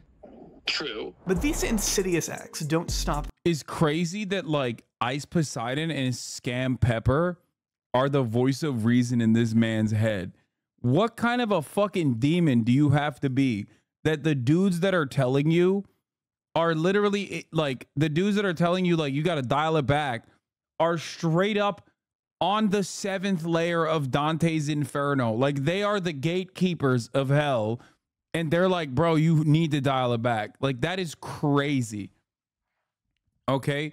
We're talking grade A criminals. There. Like I mentioned earlier, Suspendus's depravity knows almost no bounds. It's how he catapulted Kick into their very first controversy all the way back in 2022, before the site was even a week old. How they didn't learn right there that they were beginning to attract some of the most sordid people on the internet is something I really can't understand. He literally shows himself on screen naked and receives no punishment because, again, this is the platform where anything goes, and that's a good thing. Remember, guys, that's a very good thing. At least that's what I'm told. But I wonder how Aiden and others over at Kick feel about Suspendus groping an unconscious woman on stream. This clip is incredibly uncomfortable to sit through for obvious reasons, and I won't be showing it uncensored because what he's doing is a crime. He and his friend, another streamer by the name of Hiobsima, were visiting a Japanese karaoke bar with a couple of locals when the incident took place. The two women are becoming visibly more inebriated as the stream continues. They're all drinking, for the record, but if you watch closely, you can see these women repeatedly reject Suspendus's advancements throughout the night. One of them can be seen here physically trying to get away from Suspendus. If you guys recall, I'm also permanently banned from Kick, according to Aiden Ross, who actually put a ban on me and Miskiff early on when the platform started, and then lifted the Miskiff ban, I believe, but did not lift my ban. So I'm still perma banned on Kick, which is, I would say, a pretty fucking proud accomplishment. Suspendus. No, have to wait. I have to wait. I can't get one. Before long, she's laying down on the couch, too drunk to even stand up. I guess that's when the two men decide they've had enough fun, and as they're getting ready to leave the two girls there, which is incredibly irresponsible in itself, Suspendus leans in for a goodbye kiss, forcing himself on top of one of the women as his friend stands idly by and streams the whole thing. I want to say goodbye. Move. Okay, take your time. Oh my God. Damn. Congratulations, Suspendus. Doesn't step in to prevent it or anything. And if that weren't bad enough, he catches Suspendus again just a few minutes later, laying on top of the woman a second time. Oh my God. Damn. Oh man. Oh no, is it too sexy? Too sexy? A sexual assault, man. What do you mean? That's just a crime. You are in the process of filming a crime. You are filming your homie doing a crime. You are participating, aiding and abetting in a crime that is going on. What the fuck is happening? Can we go? Hey, let's go, man. Hey, Suspender, let's go. No, chotomate, please. Can we go, please? In fact, those who have managed to find the full VOD say he returned at least 4 times to try and take advantage of her. She's not even moving at all in this clip. She's looking too drunk to even comprehend what's going on. It's a disturbing sight, watching these two act like it's no big deal. Hyopsuma even implied after the fact that the girl was not really into Suspendus whatsoever. And he did, you know. What did he do? I mean, he did the fucking, oh, you was there when he was, like, making out with this girl. Do you think that was okay? Like, do you think the girl was into sus? If you recall, this happens to be the exact crime that Trainwreck's decided you didn't react hard enough to when you were criticizing his gambling. Do you think the girl liked sus, the one that was kissing him? Yeah. Oh, okay, your mouth shut, your mouth sealed. You're sworn to secrecy by sus, the man sus himself, okay. Not that he even needed to say that, I mean, we all saw the clip. Though Suspendus' defense for this whole thing is that he did nothing wrong on the basis that Japanese men are, quote, grope, in his words. I kissed a girl, bro. That upsets a whole entire country. Kissing a girl, do you know how aggressive Japanese dudes are when they're drunk, bro? Japanese dudes are known to grope. I just kissed a girl, bro. I never groped people. Bro's adding racism, of course. I mean, he's not wrong in terms of like fucking sexual crimes that run rampant in Japan. It's just that like you don't have to explain to people why you moved there. You know what I mean? Like he's just like, he's literally just like, oh yeah, no, that's why I came here. That's why I moved to Japan. Unrestricted groping. It's fucking sick. It's just like, he's so fucking gross. I don't know how to describe it. He like, suspended. Mashallah, I will never complain about speed again. Yeah, I mean, this is like out of control. This isn't taking the situation seriously. Probably in part because he knows how hard it is to actually see any repercussions on kick. But don't take my word for it. He has outwardly acknowledged their leniency in the past. I pissed on the wall by accident, but I wasn't aiming properly. But that's what kick's all about. Kick's all about like, this guy, he didn't mean it. He was a good guy the whole time. He just made a simple mistake. It's hard to say he was just... It's like, it's a different type of villain where the villain is aware of his villainy. You know what I mean? Most of the time, I feel like bad people are just like kind of oblivious to the actions. They're like super narcissistic or whatever. Like this guy, honestly, is just like, I'm a bad guy. I'm a fucking piece of shit. I'm a bad guy. That's why I do bad things. I love doing bad things. It's great. Joking here because despite this incident and that little wardrobe malfunction he had shortly after the launch of the website, Kick hasn't really At least I know these people will die on, bro. He has a wife.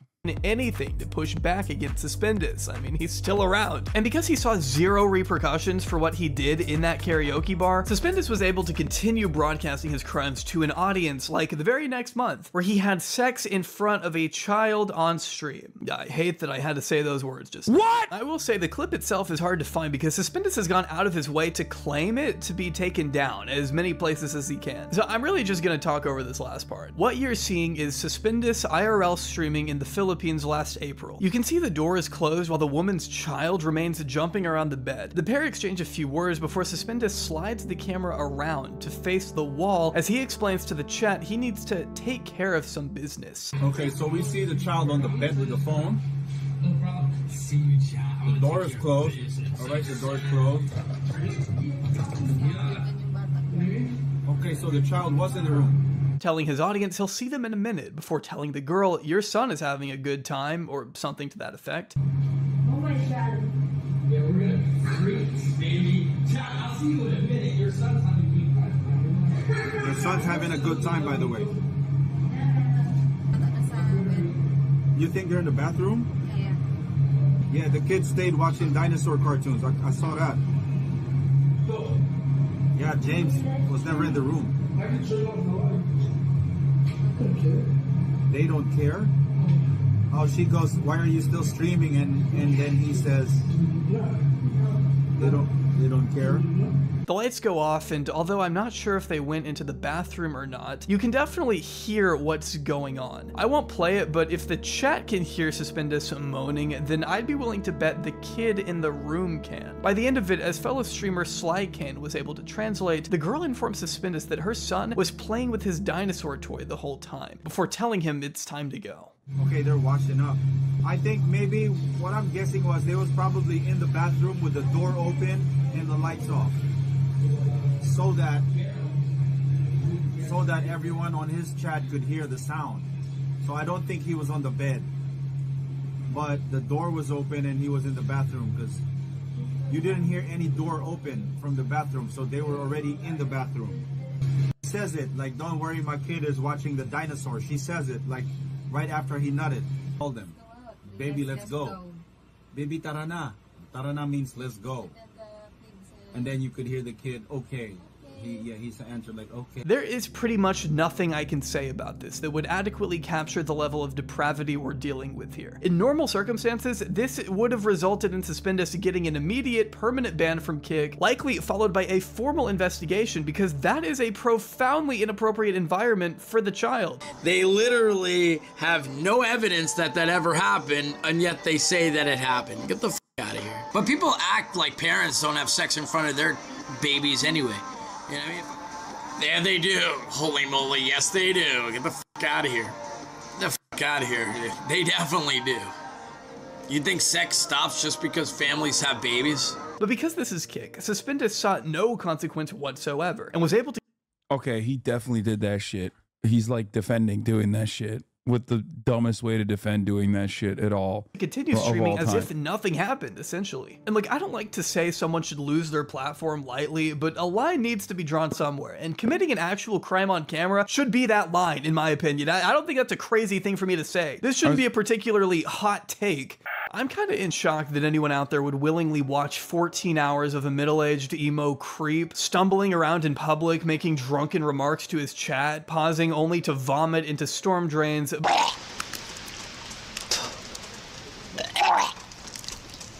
But to each their own. I would have to imagine the majority of Suspendus' audience is only watching because they know what an absolute scumbag he is. They see what a horrible life he leads, and they get to feel a sense of superiority by knowing that despite how bad their lives might be, they're still doing better than this guy. In what reality do you think that people want to watch you for being a profound streamer?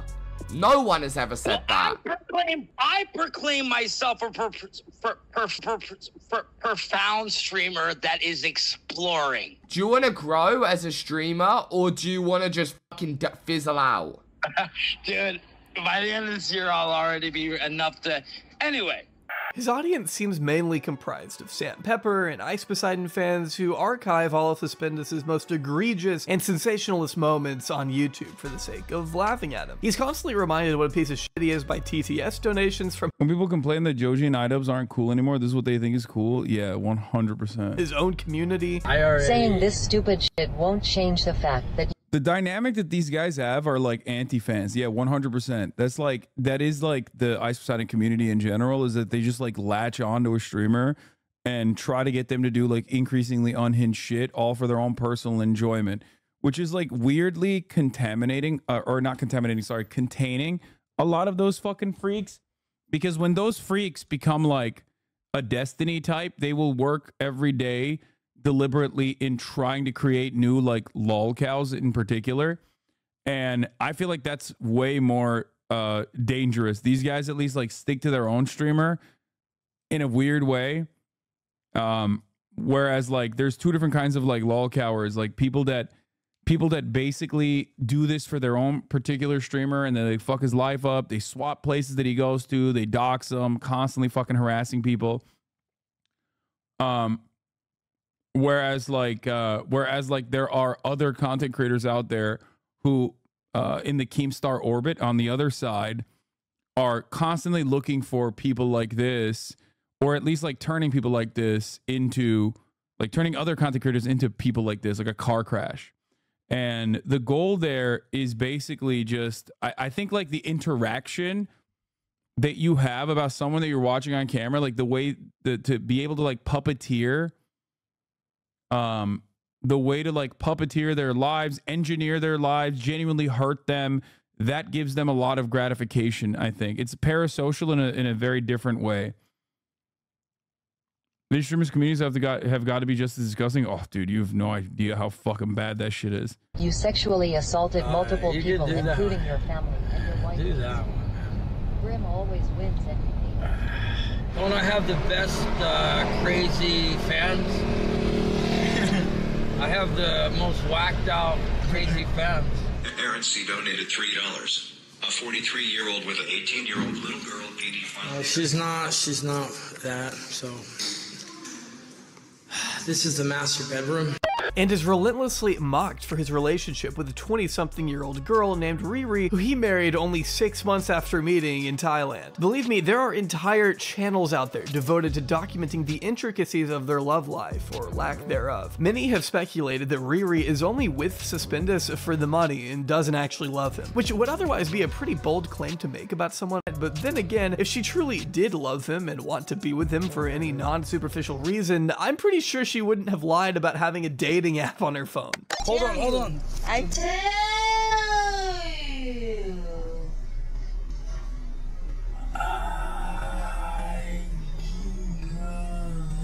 It's Twitch. My wife doesn't have Tinder. You have Tinder? Tinder? Yeah, no, she doesn't have Tinder. Before I have, but I delete it. She had it. Do you have an app on your phone, Tinder? No, it sound I message customer. Why? Oh no. Yeah, I have, but yeah, I have, but why? I never message people. Why? Nothing. I don't care. But I'm not gonna falter for that. I mean, it's Suspendus. There isn't really much of a reason to stand next to this dude if you aren't getting something in return, I'll just be honest. And maybe on some level he knows that, as he's bought her and her family a total of 5 cars at this point, handed out generous wads of cash to her family members at their wedding, and purchased her a $900 phone for nothing more than a light peck on the lips. I didn't even get a kiss or nothing. Damn. No man. $800. Yeah. At least I got a kiss. Got the kiss. I get that. It was all worth it. It was all worth it. A little peck. I got the peck, and it only cost me $900. I'd almost feel bad if this were happening to anyone other than Suspendus. After all, he does seem to treat her like shit, cheating on her all the time. If I slept with you, I would never comment because I would want you to get pregnant. Yeah, is that weird? I wouldn't want you to have my baby. The one girl that I was with tonight, I literally would have left my girl for. And I don't care if she's watching Baby, if you're watching this, you might think you're all that, but you ain't shit to the girl I just saw. You're lucky that I love you, ass, but your looks don't compare. I'll never trust her again, Chad. Ever again. She punched me in my face. So fuck her. She punched me in my face. And that's when he isn't making inappropriate passes at her mother, of course. Y'all wish you had that right there. Y'all wish. You know what I'm saying? Y'all wish you had that right there. Yeah. So I think you can see why I have trouble sympathizing with Suspendus. He says he loves Riri one second, then implies he's gonna leave her once she becomes old and unattractive for him the next. The question of what happens when Riri turns into her mom in 20 years? I will literally be on a beach somewhere with a fishing rod, a beer, and probably, you know, some weed or something. You know what I mean? Like, it was a good life. He's an absolute dumpster fire of a human being through and through, and I have no choice but to salute Riri's efforts. Get the bag at all costs. By the way, I didn't know where to fit this in, but you should also know that he viciously kicked his cat off his bed for absolutely no reason, because of course he abuses animals too. If Suspendus is this callous, irresponsible, predatory, and abusive in front of an audience, I don't want to imagine what he gets up to when the cameras aren't rolling. In a just world, this guy would not have an audience. His grimy little fingers kept far away from a record button. His audience is almost exclusively made up of people who just want to see him fail. Even the girl he married doesn't seem to want anything to do with him. He makes some of the most unwatchable content on all of Kick while inspiring some of the worst streamers the internet has ever seen. I have no idea where he goes from here. For some reason, Ed just continues to keep him around despite all the things we've seen him do on camera. I just hope at the very least that Riri can keep milking him for all he's worth. Don't stop. Drain his pockets and leave him in a ditch. You've got my support. I think it's pretty funny to remind everybody of this beautiful moment. Twitch is done. Twitch is done. Done. If I told you guys how many streamers are in my DMs wanted to come to Kick, you guys would be like, what the fuck? It's everybody. Every streamer. There's only 2 streamers that are banned from Kick. Miss Kick, you can't come. You're not coming to Kick, bro. I'm sorry, you're not coming, bro. Me and Brucey don't want you here. You're not coming. That's first of all. Fuck you. Suck a dick. Hasan, you're not invited either. I'm gonna be honest, bro. You're not coming. Those 2 are banned. Okay? They cannot come. Pokemon is, I got no problem with Pokemon. Yeah, he said that back in 2023. It's hasn't even, I mean, it's been a year since he said that. Look how far we got, bro. Chat spam and W's. Isn't there a clip out there of Aiden Ross trying to come back, actually?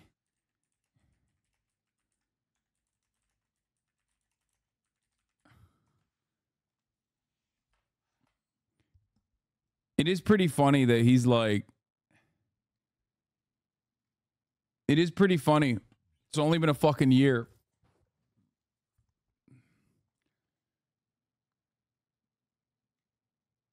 Bruce came back. He had XQC, put him in a call with Dan to try to come back.